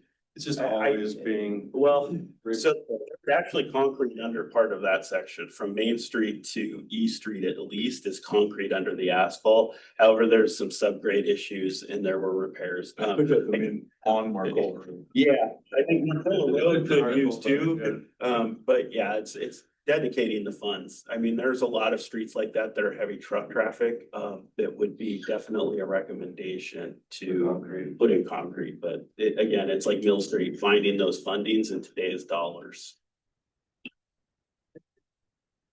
What's the downside of concrete? Complaints from utilities when they have to do repairs or dig things up because that's a lot more costly for them because we require full plant panel replacement. Okay. Allow them to just go in with a 3-foot cut, put their utilities in. So we really try to work with them ahead of time to make sure everything's in place for future development. Experience 69th Street, noise complaints from the residents. So you can have noisier streets. Now, as asphalt ages, it's just as noisy as concrete, but that's another downside in areas where you may have residential adjacent, you can get noise complaints. But other than that, it can to construct. It can take a lot longer time to construct, so there's a lot more disruption. Roadways have to be completely closed because you have to have cure time, things like that, versus asphalt when you can close a lane at a time, open it right back up. And you're done. So a lot of nuances and little different things that make it take longer. It's maybe less favorable, but sometimes when you think about longevity, I think the longevity of those streets outweighs some of the downsides.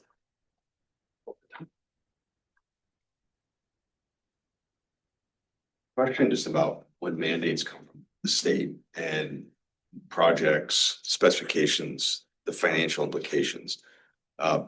Do they give some kind of estimated price tag or difference as to what the cities then have to, that those might cost? And then secondly, is there any recourse once those mandates come, or is it just like, this is what the state is dictating and the cities have to live with that? In relation to like streets or any of the capital projects, just kind of broadly, I'm just curious, Well, maybe that's. not necessarily mandated with regulation, at least related to streets, ADA compliant. So we have to bring things in with ADA compliance. Not saying that's a bad thing or a thing. I think it's important to make sure that the streets are fully functional and available to everybody in whatever capacity they need to use that. But I can't say that bringing certain streets or intersections up to ADA compliance is very expensive. As an example, Mohawk Boulevard Bond Project, all of the concrete sidewalks cost more than the asphalt that went on that street. All of that all those ADA upgrades for signals, sidewalks, things like that. So that's something we have to factor into future projects. And so sometimes when folks go, wow, how come that, I think about a project 20 years ago, why did this jump up so much? And it's just meeting those regulations. On sanitary storm, I think it's not necessarily, there are mandates as far as like the type of facilities. Some of it for us is just driving, getting to what is our inflow and infiltration. So our I&I problem, making sure that it's a system with the plant and how much flow can they take to treat. In our winter, we experience higher flow. So our goal is to kind of limit that inflow and infiltration. And so getting to our older pipes, making sure things are sealed and tight. And so some of it for us is, like I said yesterday, we have healthy fund. It's staffing resources and those sort of resources to get those projects out and out the door. So on some ways where the costs in the other system, stormwater, some of the systems may cost a little more Some of it, the stormwater, is having the space to do like green infrastructure, like ponds, swales, that sort of thing. So you see on Mill Street, we had to get really creative with some of the stormwater treatment facilities where we have something we haven't ever done before. We have these trees where underneath they treat the water, and it's like, we haven't done that. So we're gonna experience what that is like for operations to maintain those, and it could be more difficult, costly. We don't, we'll know more down the road. But when you're limited in space and you're trying to limit how much right of way you have to buy, which is expensive, and putting in that infrastructure, because we're required to treat all of the water, you kind of have to come up with creative solutions. Yeah, I was gonna touch on that stormwater piece too, because there's different stormwater permits that come at us and we don't have this dollar amount. Hey, you're gonna need to spend this much more to maintain the thing. These are your requirements to go do a good job. And Mill Street's a great example of one where we worked a lot on the stormwater infrastructure and how we can get a facility or an asset that's not, bioswale, that has plants that we're gonna have to go out and weed. And so we don't quite yet know what that's gonna entail, but the difference in trying to, a different asset would have been in trying to save right-of-way space is structures that would have a requirement that we would know the dollar value of that, and that was for like the storm scepters. They have filter systems in them to treat the stormwater. We would not have been allowed to maintain those. That would have been a product that we would require to contract out because of the federal requirements around it. So in that sense, we would have a bit of an idea on the maintenance side of it. We weren't willing to accept that. We wanted something that we could have more control over as far as the storm tree goes. Plus, we want to see how they operate. Plus, those filters are expensive and require replacement over time. They cost a lot of money.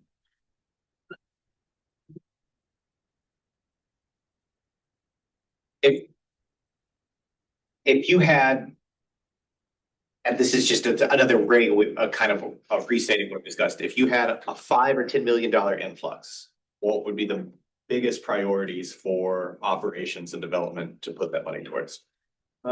I think, so we talked about this as we were prepping for the last bond. I think the goal would be, so if you look, if we had it up with Ben's team with GIS, they produce a map and it shows roads in red, green, and yellow.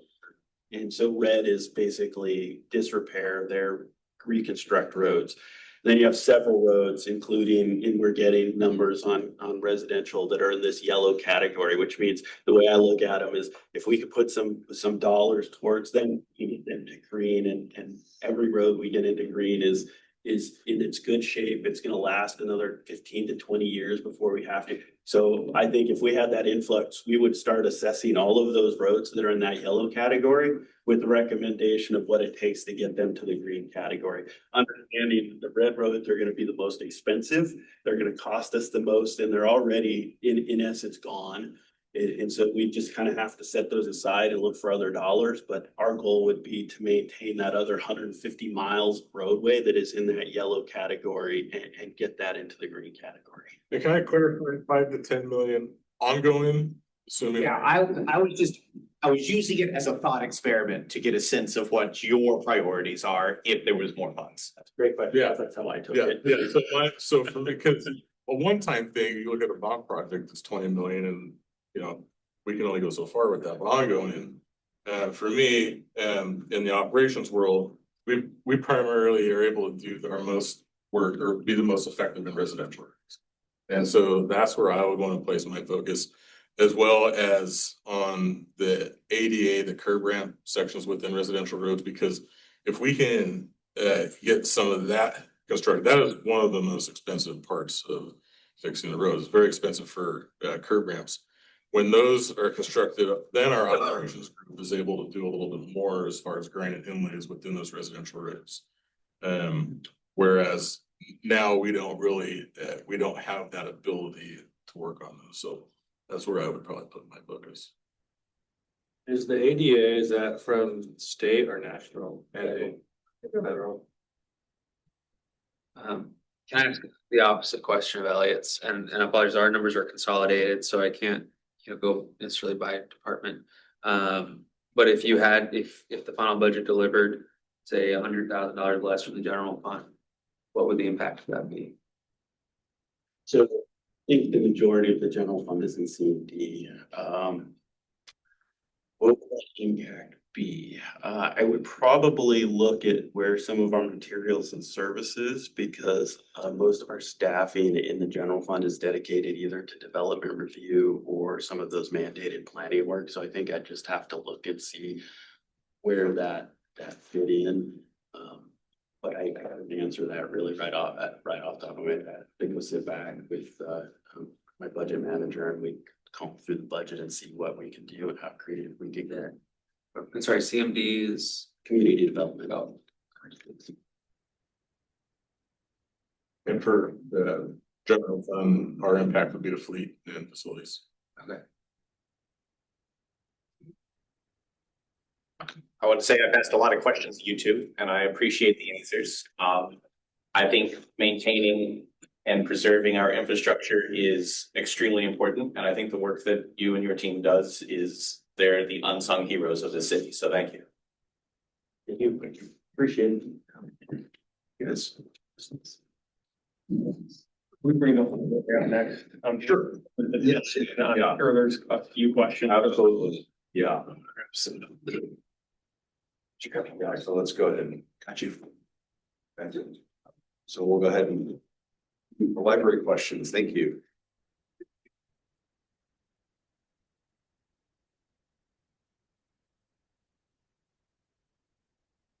No water, there's no Roy Pepsi over 7. Let's go look quiet.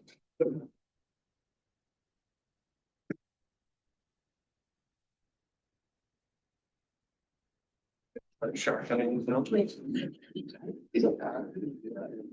different one. Don't worry, it's not the first time another shared soda.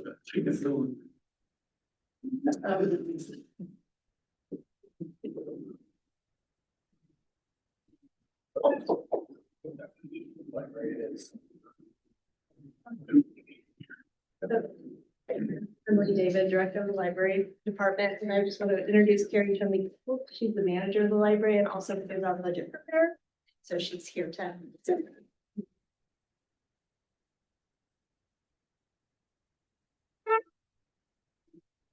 Top questions. Start us off. Okay. So we've heard a lot of different things, and I think there's maybe a little bit of confusion around what this year's budget, what that impact actually is in that reduction amount.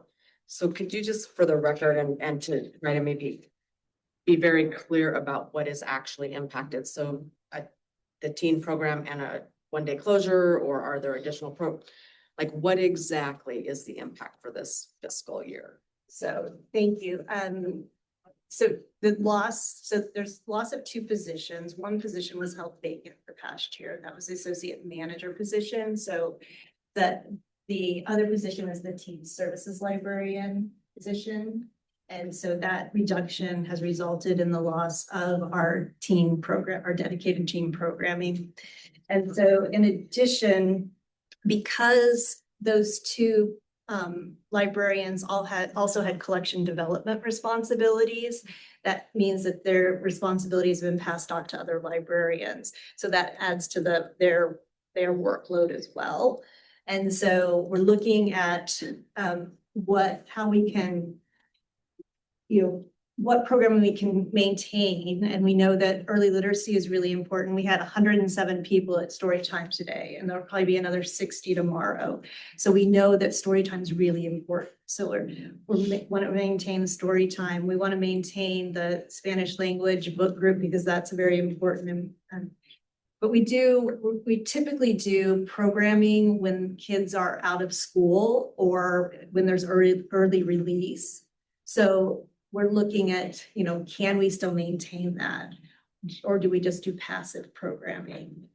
Then as far as just trying to figure out, when we can contract with people to come in and do things versus having staff do it. The other program that we have reduced from 4 story times to 3 story times. We're trying to maintain those 3 story times. I don't know if we'll be able to do that. missing anything else that we're. Were you asking about the hour? I didn't think, I was sticking with program. Yeah, no, that's okay. Right, so the general thought is that the library would be closed an additional day, and I think what I hear is we're looking at Monday. Yes. I understand there may be some benefit to the staff to close on Monday. I understand the community has a different thought process in regards to that, but how does closing Monday potentially help staff navigate the different, like, shelf books, shelving books or different things like that? Is there help there? So Monday versus being closed a different Well, day. any day, but I'm just, generally, we're talking about Monday is the number or the day I've heard the most of. And whether that's the day we actually land on or you land on that's really irrelevant, but more about functioning and helping, like, do the work stuff that you can't necessarily do while you have patrons through the library that you're paying. Well, we will be closed. Staff won't be there. So So it'll. there's no work being done that day. No, there's no work being. Okay. So, and the reason that Monday is under consideration, or is what we're looking at, is to give people a weekend. So everybody will switch to a Tuesday through Saturday schedule, which will be a big change for folks. Thanks. I wasn't real clear on that. So Yeah, thank you for no, that. that's a good question. And What people do.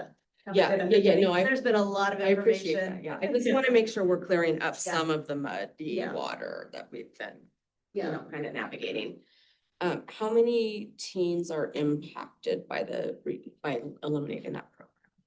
Yeah, I think, so we don't count individual participation when we do our counts for programming, but we had about 780 to 800 teens participate in programming this past year. I would say there's a core group of probably 20 to 30 that come very regularly. The Teen Advisory Board, which is a group of teens that typically advises how the collections and the programmings that we do for teens in the library, that's typically 8 to 10 teens, and that's a regular ongoing program that gives them experience on a board and that sort of thing, and that's also eliminated.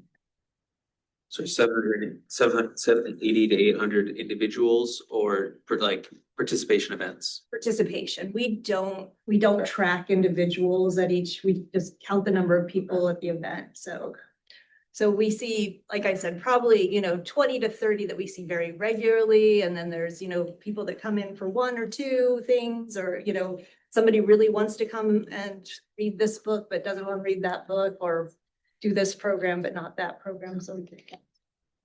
So I have some follow-up questions because I really appreciate those as good grounding questions.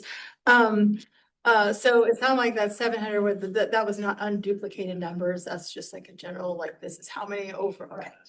The vacant position, how long had that position been vacant? 1 year. Okay. And the teen librarian position, how long have we had that position? So Carrie, were you the first teen services librarian? It's 20 years. I don't. Yeah. Yeah, so about So 20 we've years. had a teen librarian for 20 years. Yeah, Carrie and I both have held that position in the past, and and she started 20 years ago and I've been there 8. So. If I may, next, Counselor Quadros had her hand up. If we can go to her. Thank you. I guess I do have a question, and this would be for City Manager. So I feel like what I'm seeing is that we have some core trade-offs to stabilize the budget in this short term, and there are visible service reductions in this proposal, particularly to the library. Help me understand if this is a temporary stabilization or whether this is setting a direction, if you will, for the future. Sure, Counselor, thank you for the question. This, every budget is different, and I certainly, this was a last resort type of decision for me. I was really looking elsewhere to cut. When I first started in the city, I was incredibly reluctant to ever really touch the library funding as cut wise. And I think the executive team will remember talking about that. We are, our condition is really dire right now. This is not something I really want to do. I'm hoping, as a general rule, the sooner you can make a correction to a budget, the better your long-term forecast will be. So in other words, if you start saving money or reducing your expenditures today, it helps your budget in the outer years more. So we're at a particular point in time where we have some compounding issues, right? So we have high inflation and other cost factors. And we have we've talked about our constrained taxation system, which is the comprises the funding for the library. We did have a fiscal sustainability task force work on this issue, but there's a series of steps and there's no one step that really addresses the entirety of the issue. So we're trying to take a measured approach and a conservative approach, knowing that you have to balance a lot of things. You have to balance what the needs are of the city, what our community expects. Also, we're very cognizant of the fact that people have very constrained incomes right now. There's, nationally, the price of food, gas, all of these things have really increased. We really take that to heart. So it's really trying to find a path to diversify our funding sources. And that was some discussion. If you look at the videos for the task force, they talked about that. So you're not as reliant on a single source of revenue, but also keeping in mind that all of the other government agencies are doing the same thing because they're under the same type of constraints. So, it becomes almost like a death by 1,000 cuts type of thing when you have a lot of agencies that are competing for the very same small pot. So it's not a decision I take lightly. It's not a decision I want to repeat. I'm hoping that, if we are able to make some progress in the payroll tax, and that's really up to the council. But even so, that is a very small amount. It's 1/10 of 1%. It's very conservative, but at least it's a starting point to try to address the structural deficit. And it's something different than property tax owners. We really kept in mind some of the people that normally we go to for taxes, and so this because this is a payroll tax, it won't be impacting some of our most vulnerable residents, like our seniors and people that are retired and are on fixed incomes.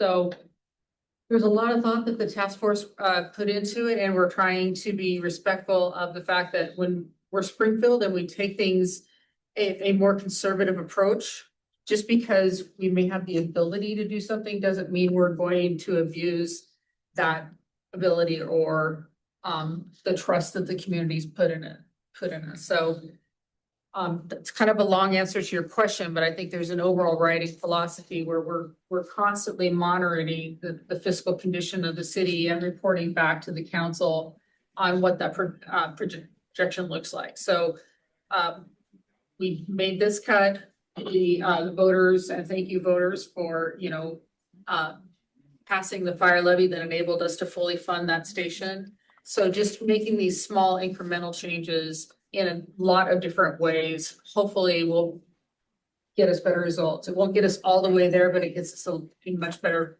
position than we were previously. Thank you. I really appreciate that. In fact, in my look back on your tenure, you've added to the library. So I do hear you when you say this has been a difficult recommendation. Thank you. Yes, Councilor Buck. Well, I can't say I'm the newest counselor anymore, but I'm still pretty new to this. And so some things happened before I was here. So I'm hoping that somebody, I don't know if it's you or whoever, the right person, just help me out with some of the history. So we've heard a lot of public testimony around things like, why don't we take this to the voter with the levy? Something that Eugene does. And I'm just curious. I know that that was discussed at one point with the task force. And if you could help me with some of the history, why that wasn't moved forward, what the thought process on that was. And then the pros and cons, like if we do take this to a levy and it fails, what then? If we take this to a levy and it's successful, what does that mean for the budget?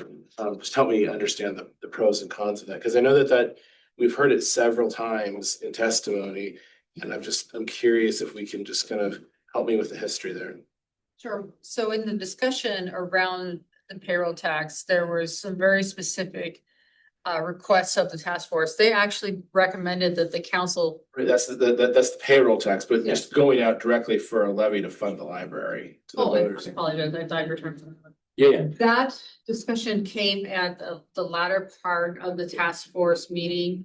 And it was getting towards sort of, they gave a commitment of time, and they're like, but we still are interested in the library. And I don't think they had some concepts that hadn't been fully fleshed out. One would be, well, what if we did look at doing a levy for libraries? And then there was some discussion about, well, could that be broadened to include cultural activities in the city? And so, they had a lot of ideas that they were discussing.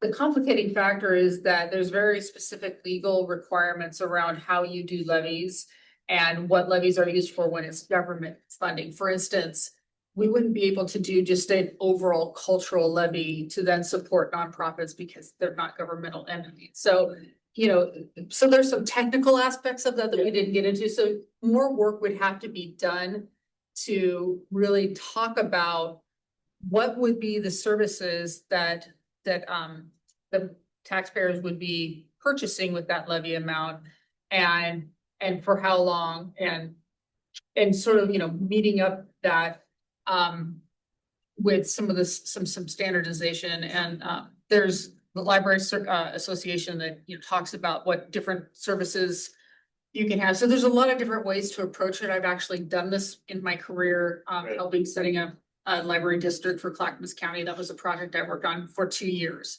So just to give you an example, that's about how long that took to come to an agreement among the 13 cities in the county about uniform library services. But we passed it. So just to make sure I'm clear, what I took away from there is it was brought up, but in order for that to really be a viable solution, a whole lot more work would have to go into that we didn't have the time for with this budget cycle. It's something that, could potentially be done, but not in the time frame in the way that needs to be done, following the laws and what needs to go into it. Yes. You also have to take into account the restriction on how much taxes can be levied for general government. And we talk about, when we hit the ceiling of that. So any new levy or district for that matter, would be taking away potential from the existing levies. So again, that has a cap and a threshold. Thank you. Could you, well, maybe you too, speak to the sort of budget implications of holding those two positions vacant as opposed to cutting them? I know in terms of like what the numbers look like, there's implications by which could you sort of speak to what that would look like? Yeah, well, so when you say hold them vacant, typically, I'll give you an example. I've had a position that I held vacant in our courts for I think the last 6 years. It was one where, I had a staffing level and I asked the question, could we get by with less staff? And so I did it as an experiment.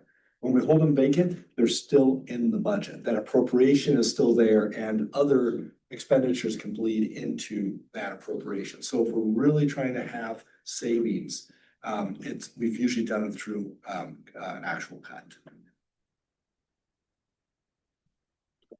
So my question is there any possibility of collaborating with the library systems within school districts and the community college as a way to kind of compensate for what's needed for the teen program, the pre-literacy and those type of programs? Thank you. That's a good question. I guess I have a question to you. Are you talking about just programming wise, like trying to work with having others? I'm not sure how your system works, so if there isn't a way to integrate or share collections, I understand that. So we do share collections. So the smaller libraries in Lane County, we have the Lane Council of Libraries. So everybody but Eugene. So there's 7 public libraries apart from Eugene in Lane County. And so we share that ILS, that integrated library system, which is our catalog and the patron account database. And so with those libraries, we do share materials. So we have a courier system that moves the materials between the libraries. But as far as programming goes, we hire folks sometimes to come in and do programming. I don't know with the school libraries, most of those that they are working during the day, and they're usually assistants. They're not actual librarians. So it's something we're thinking about. I don't know exactly. When I think about it, I'm not sure how it will work, but it's, definitely something to consider. I'm just curious with families that, seem to value taking books home and having their children access, and the schools are a perfect resource, and why aren't those books going home? And You mean from the school from the libraries? school libraries. Yeah, so several years ago, a lot of the libraries and the schools, they zeroed out their book budgets, and some of them have had them back, and it depends on the libraries and the schools and what the principals decide to do with their budgets. But there was a time about 15 years ago when they were coming to us and asking us to supplement their budgets, basically. And so the schools rely on us a lot we have curriculum bins that they use. The teachers can reach out to us, and we put together books for them for their classrooms. So we do collaborate that way, but it's mostly us supporting them.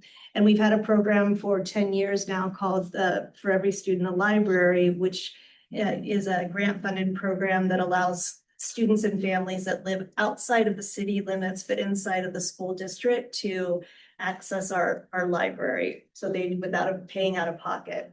We unfortunately just lost one of our big funders for that just recently. So now we're going to be looking for support for that as well. Yeah. Yes, Councilor Weber. So just because that brings me to one of my other thoughts. Yeah. So as I've been hearing from our community and just trying to think through all of the concerns and I've said from the beginning that it's going to take this whole community to come together to solve this issue. And when I think about that, it really kind of hit me yesterday as I was kind of processing all of the things last night, actually. We have organizations like Rotary, as well as I do, how much that organization is there to support youth and all kinds of other different things. And so I just wonder if we can't look to organizations and businesses and see, who's out there that wants to come and I know I've talked to a couple of businesses that would also probably be willing to support in some way. So I think for me, I think these issues, do you have to have a librarian, I guess, to run the teen program is my first question. So could that be something that Rotary jumps behind and supports and facilitates or whatever that looks like? I mean, obviously it'd be a conversation we would have to have, but I just think in context of how this community can really show up for the library, right? And support it in the way that we need to, because I think the fiscal reality is, it's in front of us and I don't know how we can avoid it. So I'm outside this financial bubble, just trying to think of a different way to bring that support in. So just kind of throwing that out there. I appreciate that, and I do think, it's a time for creative thinking for sure. And so when we talk to our risk manager about programming and can we not have a librarian in the room? If we are serving 18 and under, we need to have staff in the room, is basically what the message has been. And so that makes it difficult to just have a volunteer always doing the programming. With that in mind, we would definitely take support from, that maybe, I'd love to talk about that more. Yeah, there are those challenges we can find ways to. Yeah, so, and one of the things about having a dedicated teen librarian is that relationship building, teens often come to the library because it's a place that they feel comfortable and they fit, and there's somebody that they connect with. And, and so that consistent person is really also important in that relationship building. So, it does would take out that element. Well, I, for one, would be willing to volunteer my time and provide that consistency. And I know I'm not the only one in this community that would do that. I think it's just reaching out and finding the people that could provide that support and working through the risk challenge that comes associated. That's something to consider. Mayor, do you have a? If, let me ask you a He question. wants to be the teen librarian. So kind of a multi-part question. The original proposal from the task force was a $500,000 cut.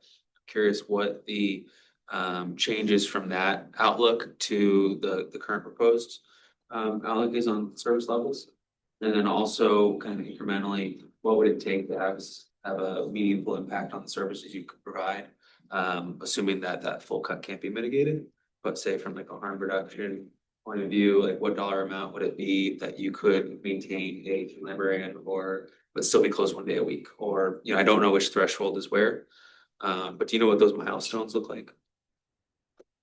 So as far as the first question is the $500,000, if that was still on the table, we would have also lost our book budget and one of our tech.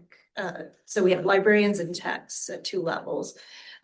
Librarians have a degree in library science and the experience, and then techs don't necessarily require that. So it would have been one of our tech positions that we would have lost. So we're very happy that that's not happening.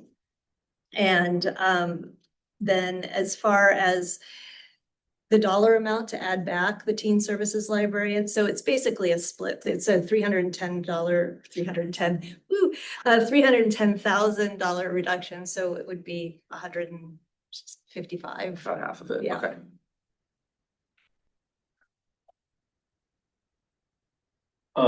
So starting with the Monday hours, how many people were coming to the library on Monday? I don't have that. It actually is one of our highest numbers of through the door per hour, but it's also a 5-hour day for us. So that condenses it, and we're closed on Sunday. So since we're always busy after a day that we're closed, more busy than or busier than we are. So Tuesdays will now be really busy if we're closed on Mondays. I don't have the exact number. So then based on your experience, I think you just got at the other question I was wondering about is how much do you think are going to be lost sort of visits versus just move from Monday to the next operating day? I think that, I don't have an exact answer for that, but You can be anecdotal, right? This is not. I think that people that use the library regularly will come to the library. We have people that come weekly, we have people that come daily, we have people that come monthly. It's a wide variety. So, regular library users will adjust most likely and come another day of the week. You know, libraries are one of the places that people from out of town often go to when they're traveling through. They come by to, use a computer, or they, want information about the community. So, people that come through on a Monday, we're not there, that sort of thing.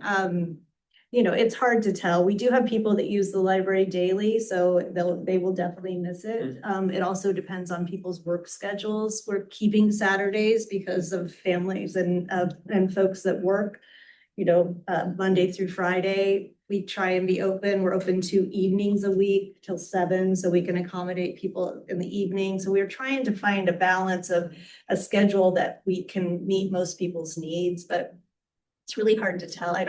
We don't have like Monday patrons.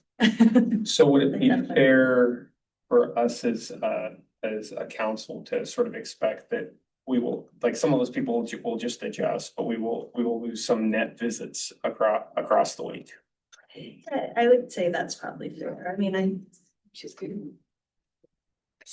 Point of clarification, I think that this has been an ongoing discussion that Emily and I have had, and that she's also had with council. So I think there was a time, it was in December of last year, where we talked about the potential of closing on Monday because of just how the library was.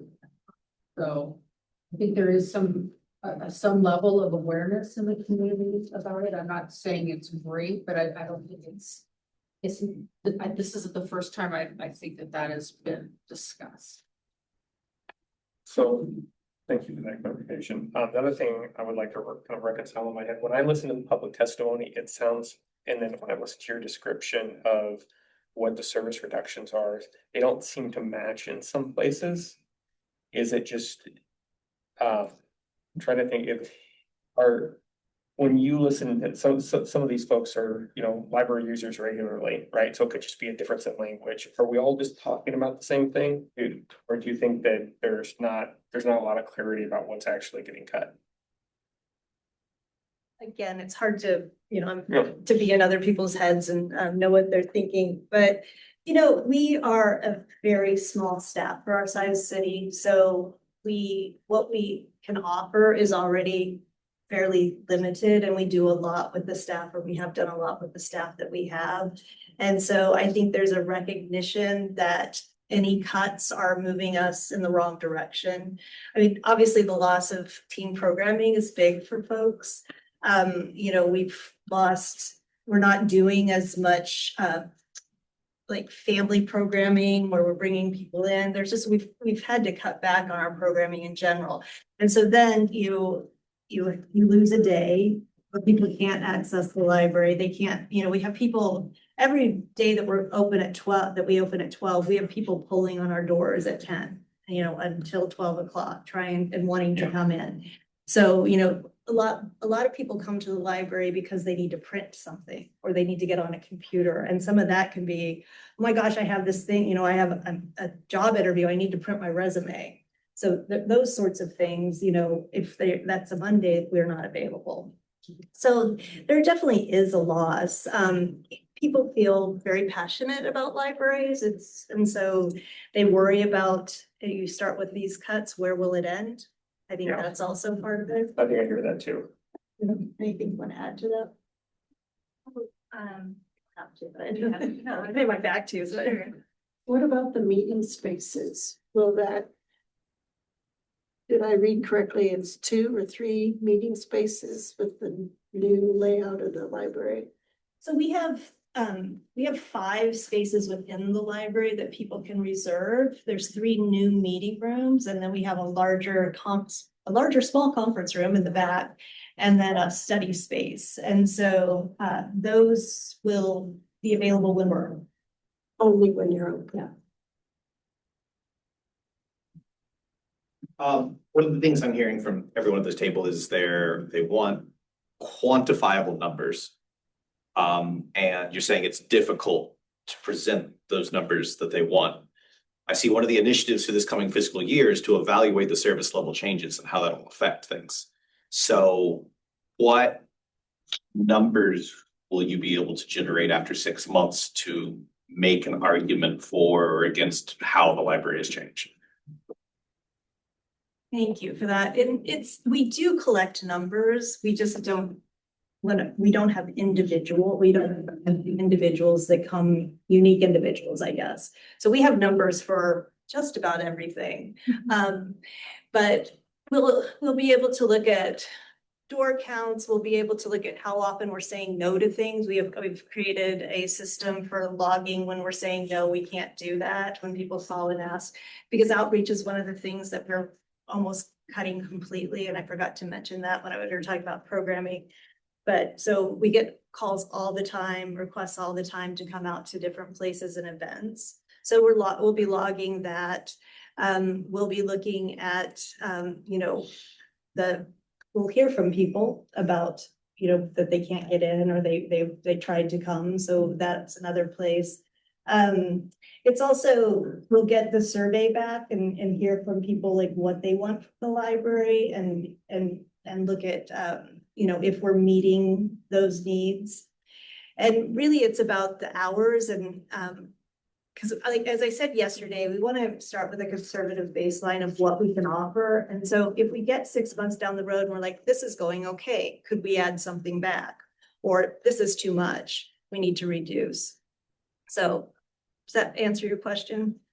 Can I also add to just, you do have a door count. I just don't have the number, Mayor. I'm sorry, of Mondays, but I can get that too for you. And we do have a lot of data that we collect in the library. And like Emily mentioned, we have kind of this anecdote database even. So when community partners will reach out, and if we're unable to attend their event or table at their event, we'll be able to capture how many people or how many organizations we're not able to partner with. So we are trained to capture, when we're reducing, where. How many events are you tabling at each month as it is? Not very many now. So we typically, during the school year, we get asked out to the schools a lot. So, especially in the beginning and the end of the year, we can be at 5 different places in a week. We've set up the pop-up libraries for the summer, so we do at least 5 or 6 of those. We won't be doing those. That's to get out into the areas that are further from the library. We do probably on average, I'd say if you looked across the year, there's times when we do quite a few and times when we don't do so many. So we probably do 1 to 2 a week on average. Okay. Is that, when was the heyday of that? How much, when you had more FTEs or better funding or what have you, what did that look like in the past? What's this a reduction from? 2 years ago. Okay. Because we lost a staff member.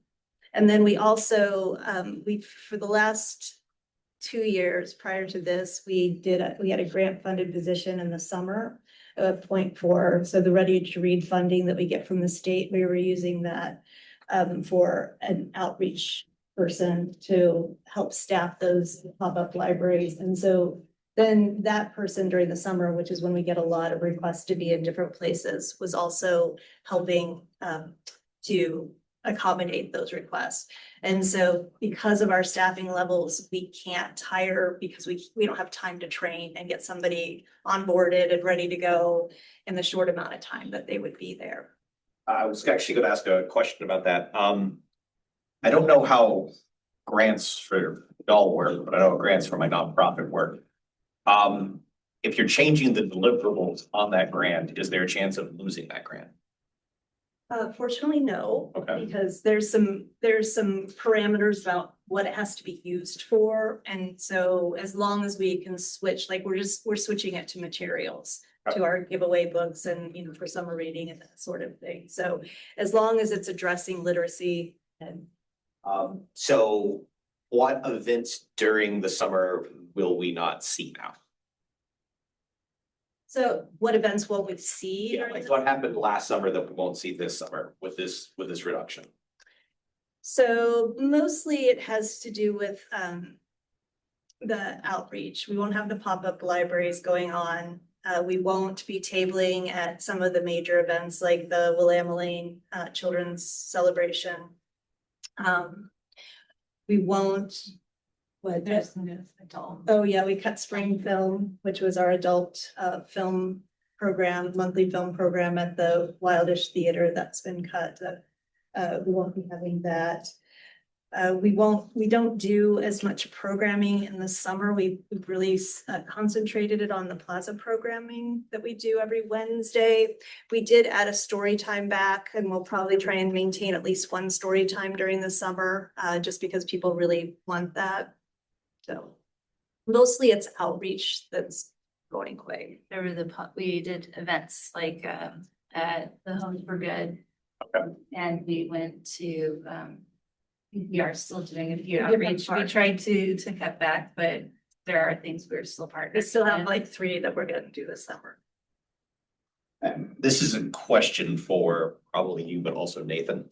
So the special revenue fund, per the report, it comes from grants, funding from the Springfield Library Foundation, Friends of the Library, Springfield Library, community donations from individuals and organizations. How do you quantify your prediction of how much is going to be in that fund? Because that sounds like a very variable host of donors. So each June, I do an ask to the friends and to the foundation. And so we can guesstimate that to be about 30 and 25 or somewhere around there. So we know those 2 amounts that we're most likely going to get from those 2 groups. Any grants that we've written and we're anticipating, we include those. And then we have some ongoing grants that we receive every year from we have a Cressy Family Foundation grant for literacy. We have the Ready to Read money that we know we get every year. Am I missing anything? But we have grants that we anticipate every year. So that's kind of how we build that. There's times when, like last year, we had written an LSTA grant and that funding went away. So that was included in the budget, but we didn't receive it. So there are times when, that's why there can be difference between the proposed and the actuals. That Good thing for my next question, which was the special revenue fund between 24 and 25 changed by 50%, or between 24 and 27, it's up by $70,000, 50% roughly. Like, can we count on that? Can we count? Could we lean on partners more to fill the gap? Oh, I wish we could. We're always looking. We have a grant we're sending in tomorrow. We're pretty successful with our grant writing. Our foundation and friends have been successful.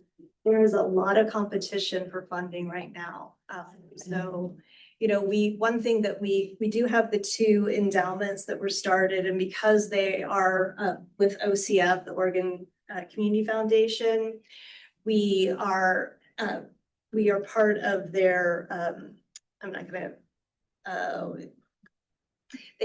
they can put a project out for us, and the people who keep their funds there can look through their booklet of projects and they might say, oh, we want to fund that. So for example, we wrote a grant for the museum advised donor funds, that's what it's called.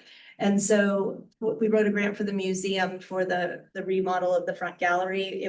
We didn't get it. And so we wrote a letter and put it out to the advised donor funds, and we got a check for $20,000 from somebody.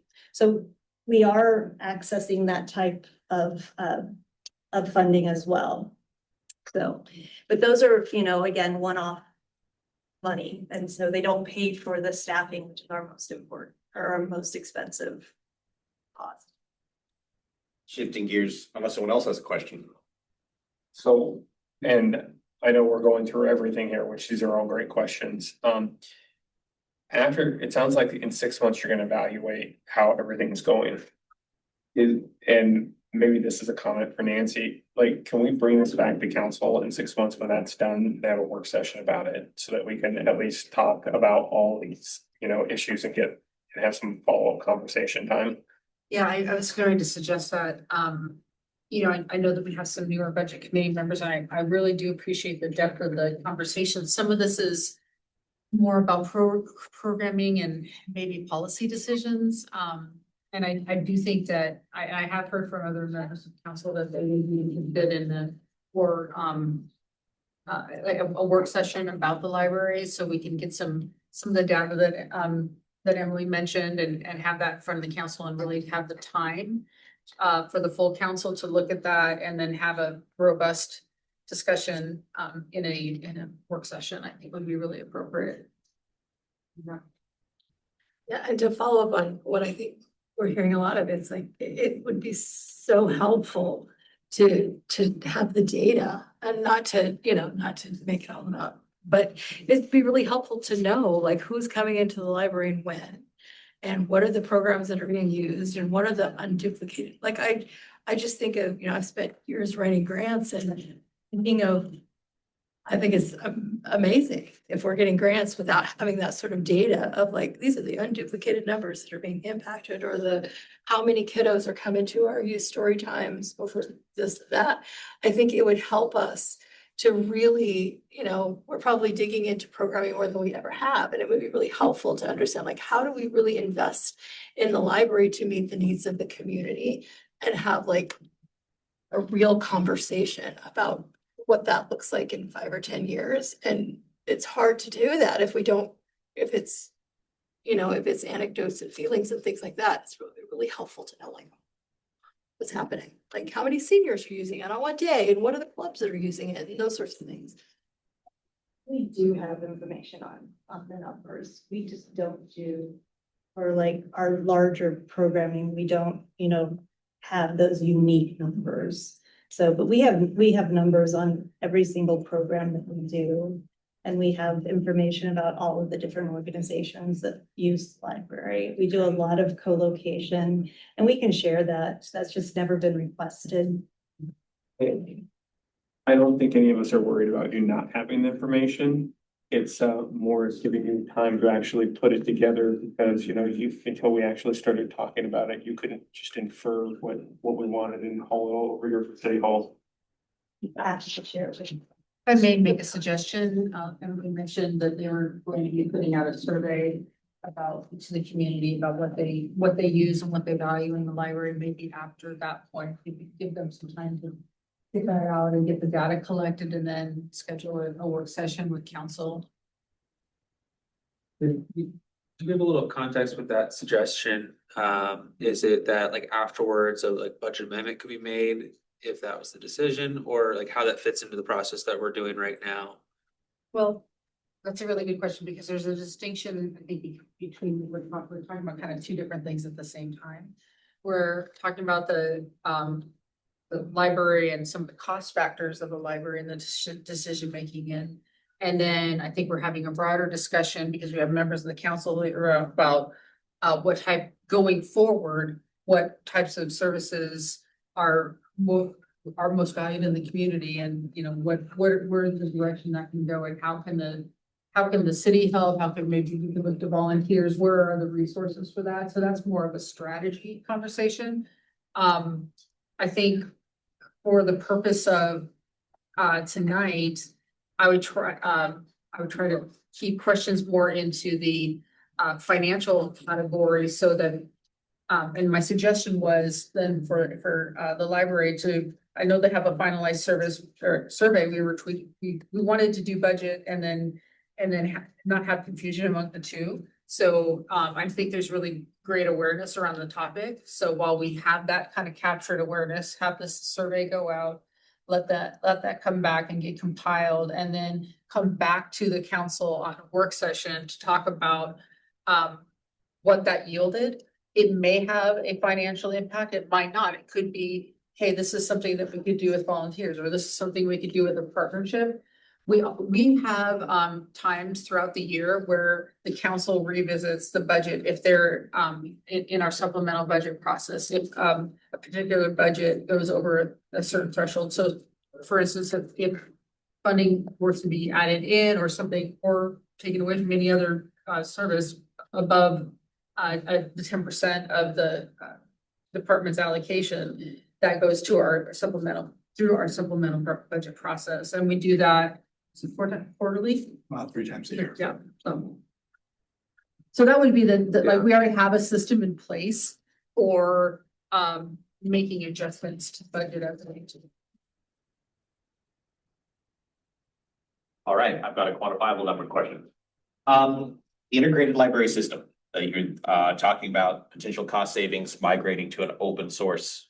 Could you go into more detail about that? Well, a little bit. So there's 2 open source products that we're looking at that other library systems use. And so right now our annual cost for all of LCAW for the ILS is about $70,000. Okay. And so our portion of that is about 30. So with an open source system, your costs are much less. We don't know exactly what they will be, but you do usually have a consultant that you work with because you don't have the service of, like, Cersei Dynex is who we use right now. So you don't have that that maintenance and administrative service. So there's a consultant you would work with. We don't know what those costs look like. Carrie went on a field trip, and what were the costs that you heard about? I mean, they were less than $5,000 for a consortium that's a different library system, but that was just for the open source. And then they hire consultants to help them manage it also. But it significantly less than what we're paying right now. So that's why we'll be going through the RFP process in the coming year. Okay. Yeah, we're in the process of collecting information with all the libraries, and then we'll have a meeting in June to talk about kind of what we're thinking. And then we'll do the RFP process. So we'll have more information on those actual costs after that. Question back to the suggestion to have like a working group later on and potential budget provisions. More in phasing of the budget, is it possible to fund, say a partial position as a part of the year rather than a part-time position, in expectation that the council can make a decision to extend it later on? I don't think we have the, I want to make sure I'm saying this the right way. Our employees and libraries employees are represented positions, so that would be, there's guidelines in the contract about temporary employees versus limited duration employees versus, there's different categories of employees, so it's not common to say, oh, hey, we're gonna fund this and hope that we get more money. I think that's kind of challenging for the person to on a recruitment. So, I think there are other ways that we could maybe approach it, but I want to talk about that more internally with HR and with Emily. But for example, there is ability for us to, we have all on-call librarians that we use, and we had some internal discussions about, is that something that we can help in the short term? We don't, but we're looking at that type of thing. So I don't think that necessarily would fit in as a solution for a regular status employee, given it wouldn't be a permanent position. Is it that significant, significantly different than the situation we're in right now, where it's funded right now through the fiscal year, and it would just change to it's funded through the state instead? Are you talking about the position that was eliminated? Well, it hasn't been eliminated yet, Well, right? it's right. Expected to be, based on the proposal. Right, thank you. If the budget went forward as proposed and approved, that the funding is still in the library's budget because the budget goes until June 30th. And then proactively, it would not be in the library's budget.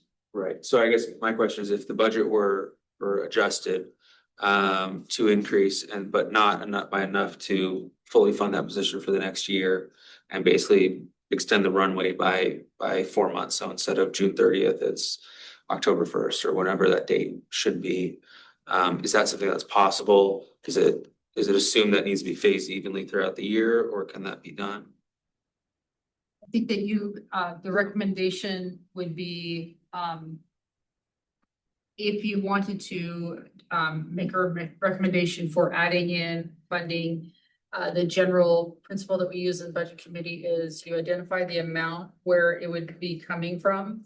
And I think in order to allow for the most flexibility, I wouldn't direct it to say, okay, it has to be a position. Maybe it's in the overall library budget or in salaries or on call. There's ways to do that. And if that's something you're interested in, that I would say probably it would be most flexible in probably the on-call line item. Yeah, limited duration, so, yeah. And that's different in that they're it's not a full package, it's a salary, or excuse me, an hourly position without benefits. Okay, and so, yeah, so I guess maybe the other way of framing that question for you, Emily, is, so if budget is looked at 3 times per year, so let's just say 4 months, so 1/3 of that 155, so let's just say there was an extra $50,000 available for your budget. Is that the way that you would want to use it? Well, so it's sort of there's a lot of unknowns right now because and I've struggled with a couple of the questions because of that. We're going to be so small, smaller than we've ever been. And so we're really kind of trying to figure out what it's going to look like. And so we would probably use it for on-call because our on-call budget has been supplemented by the vacant position this past year. So it's really helped us be able to do all of our work and more. We can if we have on-call in the building, we can have more people out of the building. We can have more people doing programming. So most likely that's how we would use it. And sorry, just one last question procedurally. If an erratum, motion gets made for that, what level of detail do we provide it to? Is it to the on-call budget, or we say, it's general fund to the library department? What you could say is general fund to library operating expenditure line. Okay. And then, that's when I talked about 500, 600, 700, those slides. Wraps up all of those. You can have it at that higher level detail. We can figure out the actual account coding. And then you have to identify where the funding is coming from. So if it's coming from the reserve, you'd say, and I'd like to decrease the general fund operating reserve by X number of dollars. Okay, thank you. And I'll explain that tomorrow if we can get to that point. Before we get into this conversation tomorrow, and I know it's getting late and people are probably gonna want to get wrapped up here. I would love to understand what, if it's $310,000, there's like 3 buckets that you talked about. It was sort of like hours, the team program, and then outreach. Is just trying to understand where that, how that $300,000 is getting broken up between those three kind of big buckets. And I'm not expecting you to have an answer for like right this second, but I think when I'm listening to the conversation, that's a question that I have. It sounds like it's really 3 buckets. It's team, outreach, and then sort of operating hours, if you will. So our HR director helped us with an SBAR for our hours and our staffing. And we looked at peer libraries, and our closest peer libraries are, as far as size, and so that serve communities that are like the same size as ours are Albany and Oregon City, and they both have 20+ FTE.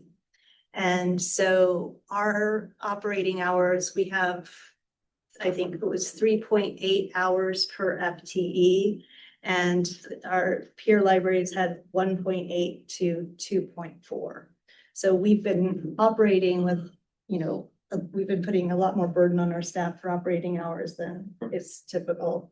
So with the reduction to 35, we have 10.8 because 0.2 of one of the positions administers and supports the Elk Hall library. So 10.8.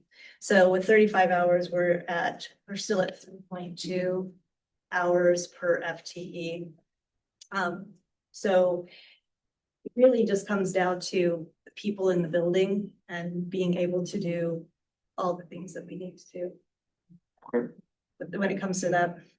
So a follow-up question to that, when we talk about Albany and Oregon City libraries and any library in general, but are those particular libraries funded through the city's budget, or are they levy funded? So, they have larger, they all have larger budgets than we do, but the majority of them have an additional funding source. So like Albany has a library fee. And Oregon City is part of Clackamas County, and so that's part of that district. So there's a few different districts in the state that have they have a county umbrella that pays into the library. So there's a municipal library, but there's funding that comes. So do you happen to know if that library fee was a decision made at the council level, or if it was a decision made by the voters, or do you happen to know? But I could find out. Because I think those are things that we also need to consider is as part of the financial component, how much our community is willing to support some of the gap to keep the services at the level that we're at today. Also, remember in the case of Oregon City, the Clackamas County Library District rate is 38 cents per thousand. It was passed in 2008. Cities have the ability to contribute more to their libraries if they want to. That is what the vote, and it was approved by voters. Yeah. I know we're almost to the end of our time here, but just one question for me. If I read and heard the testimonies, a lot of the passion and the interest and support, in terms of volunteer, just is either because of legal rent limitations or skills or things, is that a sort of leveraged role that the community is already providing to the library? Is that something you'd say you're pretty much maxed? And yeah, we get a lot of applications for volunteers. We have about 50 active volunteers right now. The library did away with pages, which is the title for people that shelve books, probably 35 years ago. So all of our books are shelved by volunteers. And so then we have volunteers that do other things as well.